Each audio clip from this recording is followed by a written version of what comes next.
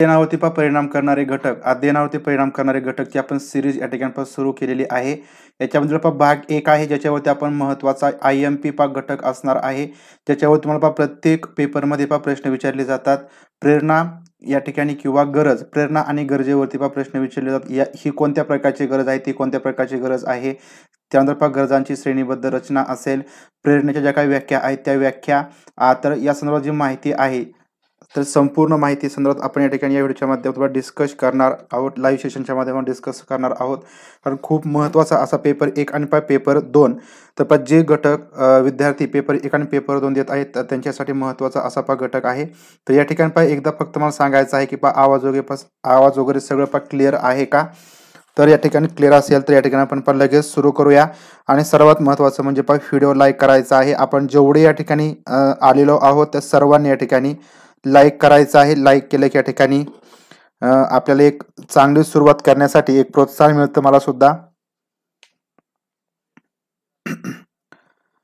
Good evening सर्वांना, good evening. Okay, आवाज वगैरे येत आहे तर ठीक आहे.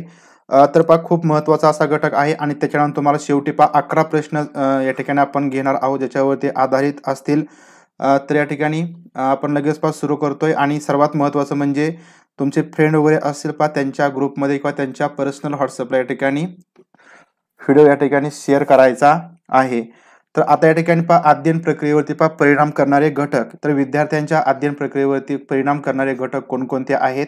आपल्या ठिकाणी सर्वांना माहिती आहे की अनुवंश, परिसर, मानसिक प्रक्रिया, अभिप्रेरणा, बुद्धिमत्ता, भावनिक बुद्धिमत्ता, सामाजिक समायोजन. तर हे अध्ययनावरती परिणाम करणारे सर्वात महत्त्वाचे असे घटक आहे, ज्याच्यामध्ये आपण बुद्धिमत्तेवरती सुद्धा या ठिकाणी जो महत्त्वाचा असा व्हिडिओ आहे तो पाहिलेला आहे. त्याच्यामध्ये महत्त्वाची माहिती तुमच्यापर्यंत मी दिलेली आहे. तर आता या ठिकाणी आपल्याला अध्ययन प्रक्रियेवरती परिणाम करणारा सगळ्यात महत्त्वाचा घटक अभिप्रेरणा किंवा या ठिकाणी जो प्रेरणा घटक आहे किंवा या ठिकाणी आपण त्याला गरज असं सुद्धा म्हणतो. तर या ठिकाणी ही जे काही घटक आहेत या संदर्भात माहिती पाहणार आहोत. या ठिकाणी लक्षात ठेवायचं आहे अध्ययनावरती परिणाम करणारे घटक नेमके कोणकोणते आहेत. आता या ठिकाणी प्रेरणा ही अध्ययनावरती परिणाम करणारा एक सर्वात महत्त्वाचा असा घटक आहे. पेपर 1 असो तर या ठिकाणी लक्षात घ्यायचं आहे पेपर 1 असो किंवा या ठिकाणी पेपर 2 असो, दोन्ही पेपरला हा जो काही घटक आहे तो या ठिकाणी महत्त्वाचा असा आहे. शाळा राहील अहिल्या भंडारी मॅम. तर आता या ठिकाणी प्रेरणा म्हणजे काय, तर व्यक्तीच्या वर्तनाला चालना देणारे, तर व्यक्तीच्या वर्तनाला चालना देणारी एक जिद्द, आंतरिक शक्ती म्हणजे प्रेरणा होय. प्रेरणा म्हणजे काय असते, तर या ठिकाणी व्यक्तीच्या वर्तनाला चालना देण्याची एक जिद्द असते, चालना देणारी एक जिद्द असते, एक आंतरिक शक्ती असते, तर ती म्हणजे या ठिकाणी प्रेरणा होय. तर प्रेरणा म्हणजे या ठिकाणी आपण त्याला मोटिवेशन सुद्धा म्हणतो, की ज्या वेळेस आपल्याला या ठिकाणी काहीतरी आपण डिमोटिवेट होतो त्यावेळेस या ठिकाणी आपल्याला काहीतरी जिद्द मिळते, एक आंतरिक शक्ती आपल्यामध्ये निर्माण होते आणि त्यानंतर आपण मोटिवेट होऊन एखादं जे काम आहे त्या ठिकाणी सुरू करतो त्यालाच या ठिकाणी प्रेरणा असं म्हटलेलं आहे. किंवा या ठिकाणी वर्तनाला योग्य अशी दिशा देणे म्हणजे सुद्धा या ठिकाणी प्रेरणा होय. तर या ज्या काही सर्वसामान्य व्याख्या आहेत त्या ठिकाणी लक्षात ठेवायच्या आहेत. तुम्हाला याच्यावरती प्रश्न विचारले जातात. तर या ठिकाणी आता ज्या काही व्याख्या मांडलेल्या आहेत तर त्या व्याख्या आपण पाहूया. की लिंडसले, तर लिंडसले यांनी एक व्याख्या केलेली आहे, खूप महत्त्वाची अशी व्याख्या आहे. व्याख्यावर तुम्हाला प्रश्न विचारले जातात की ही व्याख्या कोणाची आहे किंवा त्या व्याख्यामधील एखादा घटक किंवा त्या व्याख्येमध्ये नेमकं काय म्हटलेलं आहे. तर यावरती तुम्हाला प्रश्न विचारले जाऊ शकतात. साध्य गाठण्यास प्रवृत्त करणाऱ्या, साध्य गाठण्यासाठी आपलं ध्येय गाठण्यासाठी प्रवृत्त करणाऱ्या, विशिष्ट दिशेने वाटचाल करायला लावणाऱ्या आणि वर्तनामागचा उत्साह टिकून धरणाऱ्या शक्तींचं मिश्रण. या ठिकाणी लिंडसले यांनी सर्वात महत्त्वाचं काय मत मांडलेलं आहे की वर्तनामागचा जो उत्साह आहे तो टिकून धरायचा आहे. जो काही वर्तनामागचा उत्साह असेल तुम्हाला या ठिकाणी डिमोटिवेट तुम्ही झालेला असाल, परंतु या ठिकाणी तुम्ही मोटिवेट होऊन त्या ठिकाणी एखादं काम करत असाल, तुम्हाला त्या ठिकाणी योग्य अशी दिशा मिळालेली आहे, तुमच्यामध्ये एक उत्साह निर्माण झालेला आहे, तर त्यावेळेस तो उत्साह या ठिकाणी टिकवून धरणारी जे काही शक्ती आहे त्या शक्तींचं मिश्रण म्हणजे या ठिकाणी प्रेरणा होय. तर असं या ठिकाणी लिंडसले यांनी आपल्या व्याख्यामधून म्हटलेलं आहे. कोणी काय म्हटलेलं आहे हे लक्षात ठेवायचं आहे प्रेरणेबाबतीमध्ये, तर तेच या ठिकाणी तुम्हाला परीक्षेमध्ये विचारलं जातं.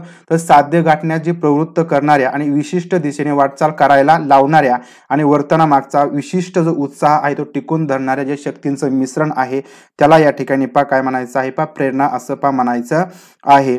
तर या ठिकाणी जे प्रश्न आहे ते प्रश्न या ठिकाणी शिक्षक भरती केव्हा होईल, तर या ठिकाणी आपण नंतर प्रश्न घेऊया. आधीच जो महत्वाचा घटक आहे तो समजून घ्या. नक्कीच या ठिकाणी वंदना पांडे मॅम.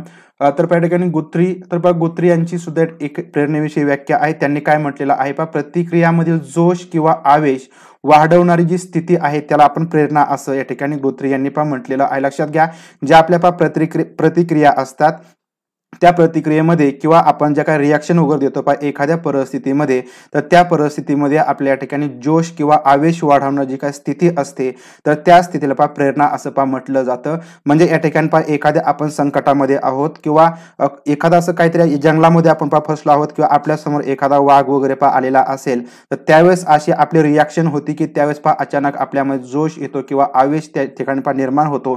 तर अशा प्रकारची स्थिती निर्माण होते त्याला या ठिकाणी प्रेरणा असं म्हणता येईल.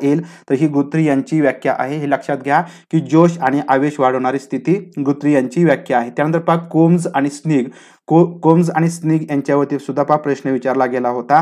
तर यांनी काय म्हटलं स्वसंकल्पना राखण्यासाठी आणि ती दृढ करण्यासाठी निरंतर प्रयत्नामुळे वर्तनाला जी मिळणारी चालना असते तर तीच या ठिकाणी म्हणजे या ठिकाणी प्रेरणा होय. जी चालना चाललेली असते किंवा प्रेरणा निर्माण होते त्याला या ठिकाणी प्रेरणा असं म्हटलं जातं. लक्षात ठेवा स्वसंकल्पना राखण्यासाठी आपण जे काय संकल्पना वगैरे केल्या असतील, आपण समजा आपण प्रत्येक वर्षाचा सुरुवातीचा दिवस असतो 1 जानेवारी असेल त्यावेळेस सकाळी लवकर उठायचं आहे, आपल्याला व्यायामाला वगैरे जायचं असेल किंवा अभ्यास करायचा असेल विद्यार्थ्यांच्या बाबतीमध्ये हा या ठिकाणी जी काही स्वसंकल्पना असेल ती स्वसंकल्पना आपल्या या ठिकाणी राखायची आहे, कॉन्स्टंट ठेवायची आहे आणि ती दृढ करायची आहे, म्हणजे ती कायम ठेवायची आहे. तर त्यासाठी निरंतर प्रयत्नामुळे जे वर्तनाला मिळणारे चालना असते तर ती चालनाच म्हणजे या ठिकाणी प्रेरणा असते. अशी या ठिकाणी व्याख्या आहे कोम्स आणि स्निग यांनी केलेली आहे. तर या ठिकाणी ज्या 3 व्याख्या आहेत खूप महत्वाच्या आहेत. याच्यामधून तुम्हाला सगळा जो काही सार आहे तर तो या ठिकाणी तुमच्या लक्षात येईल. त्यानंतर या ठिकाणी सिगमंड फ्राइड यांनी सुद्धा या ठिकाणी व्याख्या केली आणि त्यांच्या मते सुद्धा त्यांनी सर्वात महत्वाची गोष्ट सांगून ठेवली आहे की सर्वश्रेष्ठ कलाकृती, साहित्य निर्मिती आणि जे पराक्रम असतात म्हणजे या ठिकाणी जे काही सर्वश्रेष्ठ कलाकृती निर्माण केल्या जातात जगामध्ये असेल, आपल्या भारतामध्ये असेल, ज्या काही कलाकृती तयार झालेल्या आहेत तर त्या सर्वश्रेष्ठ कलाकृती असतील, ज्या काही साहित्य वगैरे निर्माण केले गेलेले आहे ते साहित्य निर्मिती असेल आणि जे मोठमोठे पराक्रम, युद्ध, लढाई वगैरे झालेल्या आहेत त्या पराक्रम यांच्या पाठीशी काम ही एक शारीरिक प्रेरणा वास करत असते आणि या शारीरिक प्रेरणेमुळेच या ठिकाणी कोणीही सर्वश्रेष्ठ कलाकृती निर्माण करू शकतो, साहित्य निर्मिती करू शकतो आणि पराक्रम या ठिकाणी निर्मिती करू शकतो. या ठिकाणी काहीतरी प्रेरणा असल्याशिवाय आपण काहीतरी निर्माण करू शकत नाही. तर त्याच्यामुळेच या ठिकाणी काम ही शारीरिक प्रेरणा या ज्या काही सर्व गोष्टी आहेत त्या म्हणजे या सर्वश्रेष्ठ कलाकृती आहेत त्याच्यापेक्षा कोणतंच या ठिकाणी सर्वश्रेष्ठ नाही, साहित्य निर्मिती सुद्धा नाही आणि जे पराक्रम आहेत त्यापेक्षा मोठं काहीच नाही. त्या पाठीमागे या ठिकाणी काम ही शारीरिक प्रेरणा या ठिकाणी वास करत असतं. हे महत्वाचं जे IMP विधान आहे ते कोणाचं आहे तर सिगमंड फ्राइड यांचं आहे. तर हे या ठिकाणी तुम्ही नोट डाऊन करून ठेवू शकता, महत्वाची अशा ठिकाणी माहिती आहे. आता या ठिकाणी याच्यामुळे काय होतं की ज्यामुळे व्यक्तीचं जे वर्तन आहे ते प्रवर्तित होते त्याला प्रेरक असं म्हटलं जातं. व्यक्तीचं जे वर्तन आहे ते प्रवर्तित होतं. प्रवर्तित होणं या ठिकाणी याला म्हणायचं बदलणे. या ठिकाणी व्यक्तीच्या वर्तनामध्ये जर कोणता एखादा बदल होत असेल तर तो होतो या ठिकाणी प्रेरकामुळे किंवा प्रेरणेमुळे होत असतो. कोणतीतरी गरज निर्माण होते.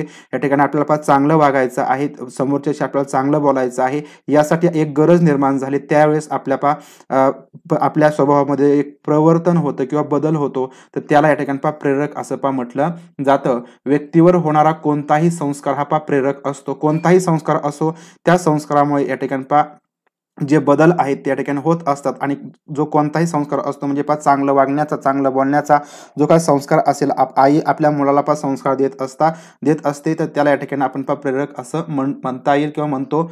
त्यानंतर प्रेरक हा अध्ययन प्रक्रियेतील सर्वात महत्वाचा असा घटक आहे. अध्ययन प्रक्रियेमध्ये या ठिकाणी विद्यार्थ्याला आपण प्रेरणा दिल्याशिवाय तो अध्ययनाकडे चांगल्या मार्गाने किंवा या ठिकाणी व्यवस्थित दिशेने मार्गक्रम करू शकत नाही. म्हणजे या ठिकाणी प्रेरक हा अध्ययन प्रक्रियेतील सर्वात महत्वाचा घटक असतो. त्यानंतर व्यक्तीच्या जीवनात प्रेरणा ही खूप महत्त्वाची असते. या ठिकाणी पहा तुमच्याकडून सुद्धा मला जर लाईक मिळाले तर एक तुमच्याकडून एक चांगल्या प्रकारची पहा मला प्रेरणा मिळते आणि तुमच्यासाठी चांगल्या प्रकारची माहिती घेऊन यावं असं या ठिकाणी एक मला वाटतं आणि तीच एक तुमच्याकडून पहा मला मिळणारी एक प्रेरणा आहे. आणि व्यक्तीच्या जीवनामध्ये तुमच्या आणि माझ्या जीवनामध्ये सुद्धा जी प्रेरणा आहे पहा खूप महत्त्वाची अशी या ठिकाणी गोष्ट आहे. प्रेरणेशिवाय पहा कोणतीही गोष्ट आपण पहा पूर्ण करू शकत नाही. तुम्हाला पहा TET पास व्हायची आहे. पास होण्यापाठीमागची प्रेरणा काय आहे तर तुम्हाला शिक्षक व्हायचं आहे. पहा शिक्षक म्हणून कुठेतरी पहा शाळेवरती रुजू व्हायचं आहे आणि ही एक तुमची प्रेरणा आहे. त्याच्यामुळे तुम्ही या ठिकाणी सर्व ज्या काही गोष्टी आहेत त्या बाजूला ठेवून तुम्ही हा जो काही क्लास आहे तो करत आहात. या ठिकाणी व्यक्तीच्या जीवनात ही प्रेरणा खूप महत्त्वाची असते. प्रेरणा व्यक्तीकडून वर्तन घडवून आणते. या ठिकाणी लक्षात घ्यायचं आहे पहा प्रेरणा ही व्यक्तीकडून वर्तन घडवून आणत असते. म्हणजे पहा कोणतंही वर्तन असो, चांगलं असो वाईट असो, म्हणजे प्रेरणा तुमची चांगली असू शकते, वाईटही असू शकते. त्याच्यामध्ये पहा चांगल्याच गोष्टी घडतील असं नाही, तुमच्यात वाईटही गोष्टी घडू शकतात. म्हणजे या ठिकाणी पहा प्रेरणा ही व्यक्तीकडून कोणत्याही प्रकारचं एक वर्तन पहा घडून आणतं, उद्दिष्टापर्यंत ते घेऊन जातं आणि प्रेरणा व्यक्तीत उत्साह आणि पहा स्फूर्ती प्रदान करतं. या ठिकाणी ज्या काही पॉझिटिव्ह बाबी आहेत त्या पण लक्षात घ्यायच्या आहेत. पहा प्रेरणा या ठिकाणी काय करत असतात, ज्या व्यक्तीमध्ये उत्साह निर्माण करतात किंवा या ठिकाणी जी स्फूर्ती आहे तर ते या ठिकाणी पहा प्रदान करत असते. तर या ठिकाणी ज्या काही गोष्टी आहेत पहा प्रेरक म्हणजे काय वगैरे तर ते या ठिकाणी पण लक्षात ठेवायचं आहे. पहा सिग्मंड फ्राईड यांनी पहा काय म्हटलेलं आहे ते या ठिकाणी लक्षात ठेवा. पहा काम हा शब्द आला की या ठिकाणी पहा सिग्मंड फ्राईड तुम्ही आठवायचे आहेत. त्यानंतर पहा या ठिकाणी प्रेरणेची वैशिष्ट्ये काय आहेत प्रेरणेची वैशिष्ट्ये काय आहेत पहा प्रेरणेची वैशिष्ट्ये तुम्ही या ठिकाणी लक्षात ठेवायचे आहेत. याच्यावर तुम्हाला प्रश्न पहा विचारला जाईल. तर पहा मानवी वर्तनाला दिशा देण्याचं सामर्थ्य.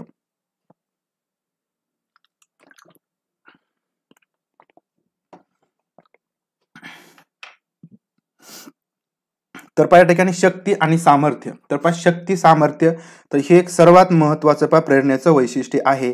तर याच्यामध्ये आपल्याला पहा असं सांगता येईल की पहा मानवी वर्तनाला दिशा देण्याचे जे सामर्थ्य आहे ते पहा प्रेरणेमध्येच असतं. हे असं कोणतंही सामर्थ्य पहा दुसऱ्या कोणत्याही गोष्टीमध्ये नसतं. प्रेरणा जितकी पहा तीव्र असते, लक्षात घ्यायचं आहे पहा प्रेरणेचे वैशिष्ट्य आपण पाहतोय की प्रेरणा जितकी तीव्र असेल तितकी प्रतिक्रिया ही अधिक जोरदार असते. पहा या ठिकाणी आपल्या समोर वाघ आला म्हणजे एक गरज आहे आपल्या समोर की आपल्याला त्या ठिकाणावरून पळून जायचं आहे, पहा पाठीमागे जायचं आहे. जर आपण पुढे जाऊ तर त्या ठिकाणी आपल्याला म्हणजे आपण आपला जीव तरी गमावू किंवा काहीतरी होईल की आपल्याला ते समजणार पण नाही. म्हणजे पहा प्रेरणा त्या ठिकाणी आपली तीव्र आहे, गरज तितकी तीव्र आहे की आपल्याला पटकन मागे पळायचं आहे, कुठेतरी लांब पळून जायचं आहे, वाघापासून लांब जायचं आहे. म्हणजे या ठिकाणी आपली प्रतिक्रिया तितकी पहा जोरदार असणार आहे. प्रेरणा विशिष्ट पातळीपर्यंत असली तरच ती विशिष्ट पहा वर्तन घडवून आणते. या ठिकाणी जी प्रेरणा आहे ती पहा विशिष्ट पातळीपर्यंत लिमिटेशन पर्यंतच असली पाहिजे. प्रेरणा जर पहा जास्त झाली म्हणजे त्या ठिकाणी आपण म्हणूया की अति आत्मविश्वास जर आला आपल्यापर्यंत तर आपलं जे वर्तन आहे ते पहा चुकू शकतं. म्हणजे या ठिकाणी आपल्याला प्रेरणा ही विशिष्ट पातळीपर्यंतच मिळाली पाहिजे तर तेच या ठिकाणी विशिष्ट जे वर्तन आहे ते या ठिकाणी पहा घडवून आणता येईल.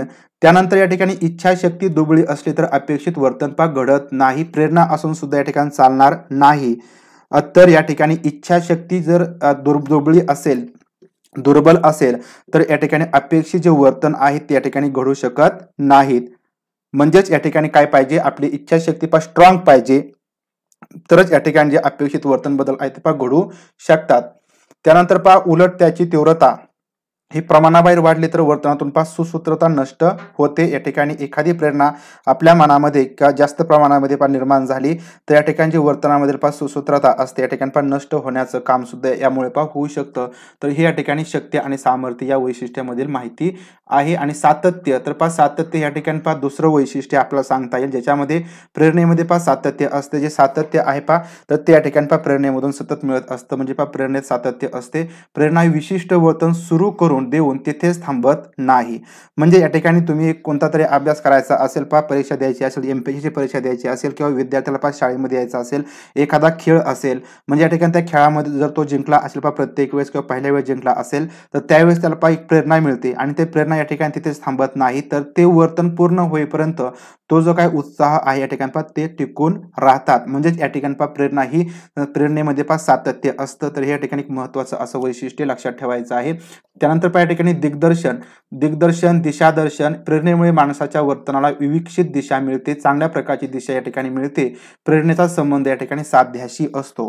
प्रेरणेचा जो काही संबंध असतो तो या ठिकाणी पहा साध्याशी असतो. आपलं जे काही ध्येय आहे ते पहा पूर्ण करण्याच्या बाबतीमध्ये या ठिकाणी आपला संबंध त्या प्रेरणेशी येत असतो. जर या ठिकाणी पहा प्रेरणा नसेल किंवा साध्य नसेल तर या ठिकाणी प्रेरणा आणि साध्य यांचा संबंध नसेल तर आपले एक तर साध्य पहा पूर्ण होऊ शकत नाही किंवा या ठिकाणी आपल्याला त्या ठिकाणी जी प्रेरणा आहे ती सुद्धा व्यवस्थित मिळू शकत नाही. तर अशा प्रकारे या ठिकाणी दिग्दर्शन या ठिकाणी एक महत्त्वाचं वैशिष्ट्य सांगता येईल. त्यानंतर पहा विविधता एकाच प्रेरणेची पूर्ती ही विविध मार्गाने होऊ शकते. म्हणजे तुमची या ठिकाणी एकच प्रेरणा आहे. म्हणजे या ठिकाणी तुम्हाला पहा समजा जर आपण म्हणूया की एखादं गणित आहे पहा गणित तुम्हाला सोडवायचं आहे. तर या ठिकाणी ते गणित सोडवण्यापाठीमागे तुमची एक प्रेरणा असेल. तुम्ही त्या बाजूने त्या गणिताला जर सोडवायचं असेल त्यासाठी तुम्ही चारही बाजूने विचार करणार आहात. म्हणजे एक गणित सोडवण्याची तुमची प्रेरणा आहे.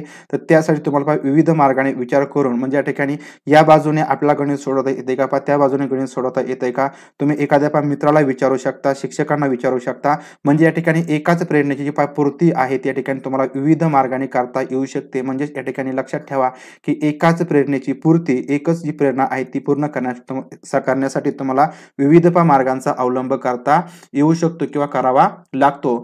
त्यामुळेही भिन्न भिन्न व्यक्तींच्या वर्तनामध्ये फरक आढळतो. म्हणजे या ठिकाणी जे काही एकच प्रेरणा असेल म्हणजे दोन जर व्यक्ती असतील त्या दोघांमध्ये एकच प्रेरणा असेल परंतु ते दोन व्यक्ती या ठिकाणी ती जी गरज आहे किंवा प्रेरणा आहे ती वेगवेगळ्या मार्गाने ती पूर्ण करणार आहेत. म्हणजेच भिन्न भिन्न व्यक्तींच्या वर्तनामध्ये जो काही फरक आहे तो या ठिकाणी यामुळेच आढळत असतो. उदाहरण या ठिकाणी प्रतिष्ठा म्हणजे या ठिकाणी एखाद्याला प्रतिष्ठा मिळवायची असेल तर एखादा पैसे कमवून प्रतिष्ठा मिळवेल. एखादा या ठिकाणी आपल्या समाजसेवेमधून प्रतिष्ठा मिळवेल. म्हणजे या ठिकाणी जी प्रेरणा आहे प्रेरणा ही फक्त प्रतिष्ठाच आहे की प्रतिष्ठा मिळवायची आहे. परंतु या ठिकाणी दोघांचे जे मार्ग आहे जे वर्तनामध्ये फरक आहे.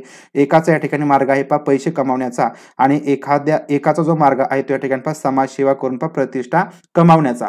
म्हणजे या ठिकाणी अशा प्रकारे हा विविधता एक वैशिष्ट्य एक महत्त्वाचं आपल्याला सांगता येईल. त्यानंतर या ठिकाणी निवड तर निवड हे एक सुद्धा एक वैशिष्ट्य आहे ज्याच्यामध्ये प्रेरणामुळे विशिष्ट गोष्टींची निवड होत असते. एखादी विशेष गोष्ट आपल्याला निवडायची असेल तर त्यासाठी प्रेरणा खूप महत्त्वाची असते. या प्रेरणेमुळे ती विशिष्ट गोष्ट आपण निवडत असतो. लक्ष मर्यादित बाबींकडे वेधलं जातं. म्हणजे या ठिकाणी गुलाबाचं फूल असेल तर गुलाबाचं फूल या ठिकाणी तुम्ही पाहिले की तुमच्या मनामध्ये प्रेरणा निर्माण होऊ शकते आणि त्यामुळे या ठिकाणी तुम्ही त्या विशिष्ट गोष्ट म्हणजे विशिष्ट गुलाबाची तुम्ही त्या ठिकाणी निवड करता. म्हणजे त्या गुलाबाच्या शेजारी दुसरी फुलं असतील परंतु तुमचं जे लक्ष आहे त्या ठिकाणी त्या विशिष्ट गुलाबाकडे जातं. म्हणजे या ठिकाणी प्रेरणामुळे या ठिकाणी विशिष्ट गोष्टींची निवड होत असते आणि लक्ष ही मर्यादित बाबींकडे वेधलं जात असतं. म्हणजे तुमच्याकडे भरपूर नोकरीच्या संधी उपलब्ध असतील परंतु तुम्हाला या ठिकाणी जी प्रेरणा आहे ती शिक्षकांमधून मिळत असेल, शिक्षकाचं काम करण्यामधून मिळत असेल त्या ठिकाणी तुमचं जे लक्ष आहे ते फक्त शिक्षक भरतीकडे जाणार आहे किंवा शिक्षक संदर्भात ज्या काही माहिती असतील तर त्याकडेच या ठिकाणी जाणार आहे. म्हणजेच या ठिकाणी जी निवड आहे ती सुद्धा या ठिकाणी या संदर्भात महत्त्वाची अशी वैशिष्ट्ये आपल्याला सांगता येईल. अनेक उद्दीपके समोर येतात परंतु स्वतःच्या प्रेरणेशी संबंधित असलेल्या उद्दीपकाकडेच लक्ष पुरवले जातं. तर या संदर्भात आपण उदाहरण या ठिकाणी पाहिलं की कितीही तुमच्याकडे उद्दीपक असले तर त्या उद्दीपकासमोरून सुद्धा आपण या ठिकाणी प्रेरणेशी संबंधित असलेल्या उद्दीपकाकडेच आपलं लक्ष त्या ठिकाणी जात असतं. म्हणजे आपली एखादी आवडीची व्यक्ती असेल आणि त्या ठिकाणी गर्दी असेल भरपूर गर्दी असेल तर आपले जे लक्ष आहे ते आपल्या आवडीची व्यक्ती पाहण्याकडेच असतं. म्हणजे ती व्यक्ती आपली प्रेरणा आहे आणि आपलं लक्ष सुद्धा त्या प्रेरणेच्या संबंधितच या ठिकाणी असतं आणि ती व्यक्ती आपण शोधूनच काढतो. तर या ठिकाणी निवड करणं या ठिकाणी तुमच्या लक्षात आलेलं असेल. त्यानंतर या ठिकाणी समस्थिती हे सुद्धा या ठिकाणी एक महत्त्वाचं असं वैशिष्ट्य आपल्याला प्रेरणेचं सांगता येतं की प्रेरणेमुळे मानसिक आणि शारीरिक समतोल साधला जातो. लक्षात ठेवा शारीरिक आणि मानसिक जो काही समतोल आहे तुमचं जे काही बॅलन्स आहे तुमचा या ठिकाणी कोण साधतो तो या ठिकाणी प्रेरणा साधते. या ठिकाणी प्रेरणेमुळे मानसिक आणि शारीरिक समतोल साधला जातो. या ठिकाणी जर तुमची जर प्रेरणा या ठिकाणी बिघडली, प्रेरणा तुमच्यापासून लांब गेली, पळून गेली तर या ठिकाणी तुमचं मानसिक आणि शारीरिक समतोल तुमचं ढासळतं. या ठिकाणी तुमची मनस्थिती बिघडते. याचा अनुभव तुम्ही बऱ्यापैकी घेतलेला असावा. त्यानंतर प्रेरणेचं प्रेरणेचा उद्भव, अस्वस्थता, साध्याच्या दिशेने वाटचाल, मुक्कामाला पोहोचणे आणि स्वास्थ्य मिळवणे या सर्वांचे उत्तर ही शारीरिक समस्थितीच्या तत्वात सापडते. जे काय पहा शारीरिक समस्थितीचे तत्व आहे तर ज्याच्यामध्ये पहा प्रेरणेचा उद्भव होतो, प्रेरणेचा उगम होतो, अस्वस्थता होते. अस्वस्थता होणे म्हणजे काय, त्या ठिकाणी जी प्रेरणा मिळाली आपल्याला की परंतु ती प्रेरणा आपण कशी टिकवायची किंवा प्रेरणेमुळे आपण साध्याच्या दिशेने कशा प्रकारे वाटचाल करायची, तर याच आपल्या ठिकाणी अस्वस्थता पण निर्माण होते. जर या ठिकाणी आपला पेपर असेल, म्हणजे समजा उद्या माझा समजा एक पेपर असेल, समजा मी ज्यावेळेस समजा 5वी 6वी 7वी ला होतो त्यावेळेस एक उद्या पेपर असला की म्हणजे सकाळी सकाळी उठल्यानंतर एक छातीमध्ये धडधड अशी व्हायचं की पेपर आहे, आपला अभ्यास झालेला असतो परंतु पेपर आहे, पेपर आपण कसा सोडवायचा. म्हणजे प्रेरणेचा उद्भव आपला या ठिकाणी झाला की आपल्याला पेपर द्यायचा आहे. त्यानंतर आपल्या मनामध्ये एक अस्वस्थता निर्माण होते. अस्वस्थता यासाठी असते की आपला अभ्यास झाला नाही, यासाठी नाही, तर त्या ठिकाणी एक प्रेरणा असते की आपण अभ्यास करून एक पुढल्या इयत्तेमध्ये जाणार आहोत. ही एक अस्वस्थता असते आणि त्यानंतर आपण साध्याच्या दिशेने वाटचाल करत असतो. त्या ठिकाणी आपण जाणार आहोत शाळेमध्ये, पेपर देणार आहोत. त्यानंतर मुक्कामाला पोहोचायचं आहे, म्हणजे त्या ठिकाणी आपल्याला काय करायचं आहे, पेपर व्यवस्थित द्यायचा आहे आणि पेपर दिल्यानंतर जो काय रिझल्ट लागतो तर त्यावेळेस आपल्या ठिकाणी स्वास्थ्य मिळत असतं. रिझल्ट लागला की त्या ठिकाणी आपण पुढल्या वर्गामध्ये जाणार आहोत. म्हणजेच या ठिकाणी प्रेरणेचा उद्भव, ते स्वास्थ्य मिळवणे, तर या सर्वांचं जे काही उत्तर आहे त्या ठिकाणी या शारीरिक समस्थितीच्या तत्वामध्ये आपल्याला सापडत असतं. म्हणजे या ठिकाणी जे मी पेपरचं उदाहरण दिलं तर तेच उदाहरण आपल्या जीवनामध्ये सुद्धा ज्या काही बऱ्याच गोष्टी घडत असतात तर त्या सर्व गोष्टींच्या बाबतीमध्ये प्रेरणेचा उद्भव त्या ठिकाणी स्वास्थ्य मिळवण्यापर्यंत या ठिकाणी होत असतात. तर याचं या ठिकाणी जे तत्व आहे ते शारीरिक समस्थितीमध्ये आहे. त्यानंतर समस्थितीचे तत्व ही शारीरिक गरजांना तसेच मानसिक व सामाजिक प्रेरणांना सुद्धा लागू पडत असतं. या ठिकाणी जे समस्थितीचे तत्व सांगितलं, लक्षात ठेवा समस्थितीचे तत्व काय आहे. प्रेरणेचा उद्भव, अस्वस्थता, साध्याच्या दिशेने वाटचाल, मुक्कामाला पोहोचणं, म्हणजे या ठिकाणी मुक्कामाला पोहोचणं म्हणजे आपलं साध्य किंवा ध्येय पूर्ण करणं आणि किंवा त्या ध्येय पूर्ण करण्याच्या ठिकाणी आपण पोहोचणं आणि या ठिकाणी शेवटी पूर्ण झाल्यानंतर या ठिकाणी स्वस्थ मिळणं किंवा स्वास्थ्य मिळवणं. त्यानंतर समस्थिती हे जे काही तत्व आहे ते शारीरिक गरजांना सुद्धा लागू पडतं. ज्या काही शारीरिक गरजा असतील त्या शारीरिक गरजा पूर्ण करण्यासाठी सुद्धा आपण या ज्या काही सर्व तत्वांमधून जात असतो आणि शेवटी आपल्याला जे स्वास्थ्य आहे ते मिळतं. तसंच या ठिकाणी जे काही मानसिक आणि सामाजिक प्रेरणा असतील किंवा गरजा असतील तर त्यांना सुद्धा या ठिकाणी हे तत्व लागू पडत असतं. तर अशा प्रकारे या ठिकाणी हे जे काही तत्व आहे ते सुद्धा तुमच्या लक्षात आलेलं असेल किंवा समस्थितीचं तत्व.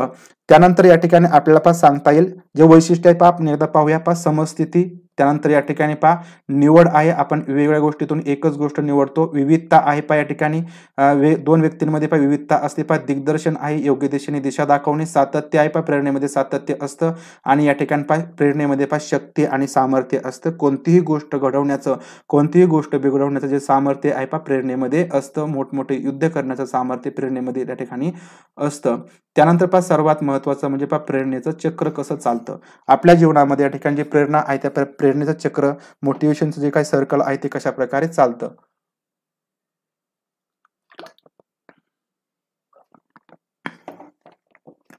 तर आता या ठिकाणी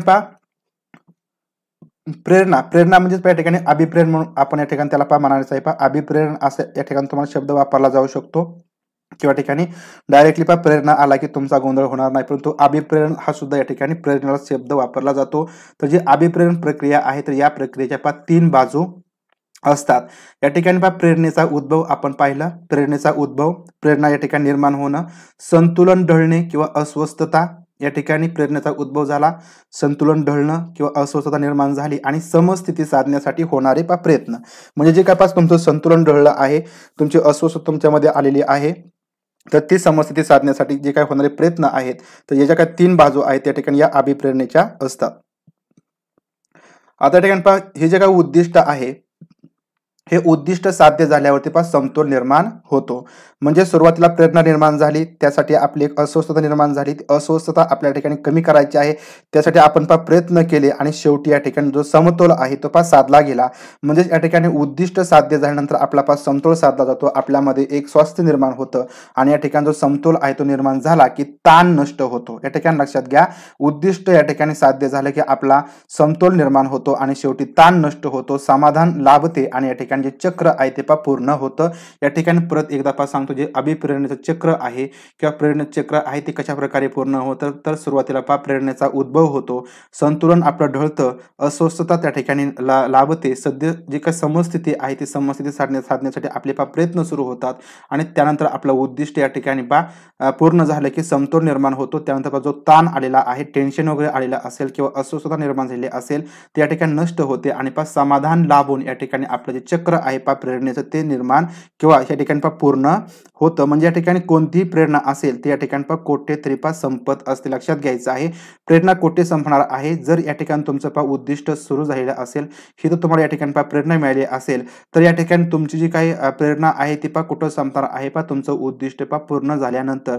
तर ती जी काही प्रेरणा आहे ती या ठिकाणी तुमची संपत असते आणि त्यानंतर दुसरं उद्दिष्ट आपलं असणार आहे, दुसरा ध्येय असेल, दुसरं किंवा आपला साध्य असेल, ते साध्य पूर्ण करण्यासाठी आपण आपली दुसरी प्रेरणा वापरून त्या पाठीमागं आपलं जे काही सगळे प्रेरणेच्या प्रक्रिया आहेत त्या चालत असतात. म्हणजेच या ठिकाणी लक्षात घ्या की गरजेचा या ठिकाणी उगम होतो, गरज निर्माण झाली, उगम झाला, त्यानंतर अस्वस्थ होत आहे, त्यानंतर या ठिकाणी गरज शमनार्थ विशिष्ट प्रकारची आपल्याला कृती प्रणाली करायची आहे. ज्या काही आपल्या गरजा आहेत त्या गरजा निर्माण पूर्ण करण्यासाठी आपल्याला विशिष्ट प्रकारची कृती प्रणाली किंवा काम करायचं आहे. गरजेचा उपशम म्हणजे या ठिकाणी गरज त्या ठिकाणी आपली पूर्ण झालेली आहे आणि पूर्ण झाल्यानंतर या ठिकाणी आपल्याला स्वास्थ्य लाभलेलं आहे किंवा संतुलन निर्माण झालेलं आहे. तर या ठिकाणी ही जी काय आकृती आहे किंवा या ठिकाणी जे मी केलेलं आहे त्या ठिकाणी तुम्ही लक्षात ठेवलं की तुम्हाला गरजेचं चक्र या ठिकाणी लक्षात येणार आहे की कोणकोणत्या टप्प्याने गरज तुमची पूर्ण होईल. तर या मानसशास्त्रीय सूत्रांवरती जे काही प्रेरणा चक्र आहे ते आधारलेलं आहे. जे प्रेरणा चक्र असतं ते कुठल्या मानसशास्त्रीय सूत्रावरती आधारलेलं आहे, तर या ठिकाणी मानसशास्त्रीय सूत्र लक्षात ठेवायचं आहे. गरजेचा उगम, गरज निर्माण होणे, अस्वस्थता होणे, त्यानंतर गरज शमनार्थ गरज पूर्ण करण्यासाठी विशिष्ट प्रकारची कृती प्रणाली आपण करणं, गरजेचा उपशम होणं, गरज पूर्ण होणे आणि या ठिकाणी शेवटी स्वास्थ्य संपादन होणे. आता या ठिकाणी माझ्या चक्र या ठिकाणी तुमच्या लक्षात येईल की या ठिकाणी गरज आहे तुम्हाला तहान आहे, म्हणजे तुम्हाला तहान लागलेली आहे, तर त्यासाठी तुम्ही काय करणार आहात. आता माझ्यापाशी या ठिकाणी पाणी आहे, मी या ठिकाणी मला तहान लागली, मी पाणी पितो. तर या ठिकाणी तहान लागली, तुमच्यामध्ये अस्वस्थता निर्माण झाली की मला पाणी प्यायचं आहे, तुमच्या तोंडाला कोरड पडलेली असेल, तुमच्यामध्ये एक अस्वस्थता निर्माण झाली, त्यानंतर तुम्हाला पाणी प्यायचं असेल, म्हणजे या ठिकाणी जर ही बाब जर तुम्ही जंगलामध्ये तुम्ही गेलेला असाल कुठेतरी किंवा रानामध्ये वगैरे गेला असेल, त्या ठिकाणी पाणी नसेल, तर या ठिकाणी तुमच्या मनामध्ये एक अस्वस्थता निर्माण होणार आहे. त्यानंतर साध्याच्या दिशेने तुमचे प्रयत्न सुरू होतील की पाणी कुठून तरी आणायचं आहे, कुठून तरी आपण ते शोधायचं आहे पाणी. तुम्हाला जर त्या ठिकाणी पाणी माहिती असेल तर तुम्ही त्या ठिकाणी जाणार आहात. म्हणजे जर तुम्हाला पाणी माहिती नसेल, तुम्हाला या ठिकाणी साध्याच्या दिशेने किंवा पाणी मिळवण्यासाठी तुम्ही प्रयत्न सुरू करणार आहात. त्यानंतर तुमची पाण्याची धडपड सुरू होईल पाणी पिण्यासाठी किंवा पाणी मिळवण्यासाठी. त्यानंतर साध्य तुमच्या या ठिकाणी मिळणार आहे, तुम्ही काहीतरी करून विहिरीतून पाणी शेंदून काढणार आहात किंवा या ठिकाणी कोणाच्या तरी घरून तुम्ही ते पाणी आणणार आहात. म्हणजे या ठिकाणी साध्य तुम्ही मिळवण्यासाठी प्रयत्न सुरू केले की तुम्हाला ते पाणी मिळेल आणि या ठिकाणी शेवटी तुमचं पाणी तुम्ही पिला की या ठिकाणी तुमची तहान भागेल आणि तुम्हाला या ठिकाणी समाधान लाभणार आहे. असं या ठिकाणी आपल्याला सोप्या साध्या उदाहरणामधून एक जे काही प्रेरणा चक्र आहे ते समजून सांगता येईल.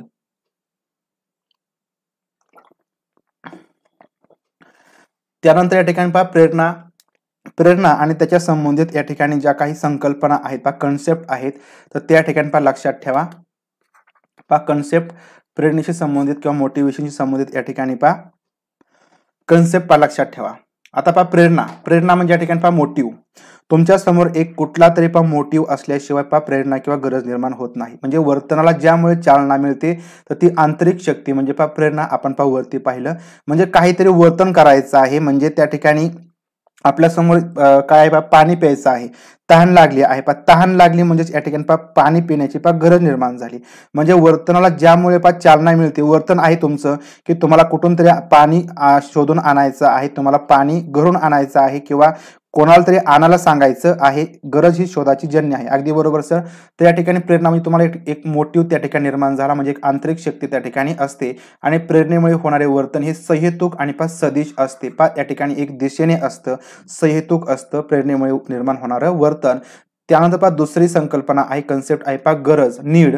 गरज म्हणजे एखादी उणीव निर्माण होणं. एखादी उणीव आपल्या घरामध्ये असेल, आपल्या मनामध्ये असेल, तर ती या ठिकाणी पूर्ण करण्याची उणीव किंवा या ठिकाणी जाणीव निर्माण झाली की त्याला आपण या ठिकाणी काय म्हणूया, एक गरज निर्माण झालेली आहे. त्यानंतर पहा उर्मी. उर्मी म्हणजे पहा ड्राईव्ह.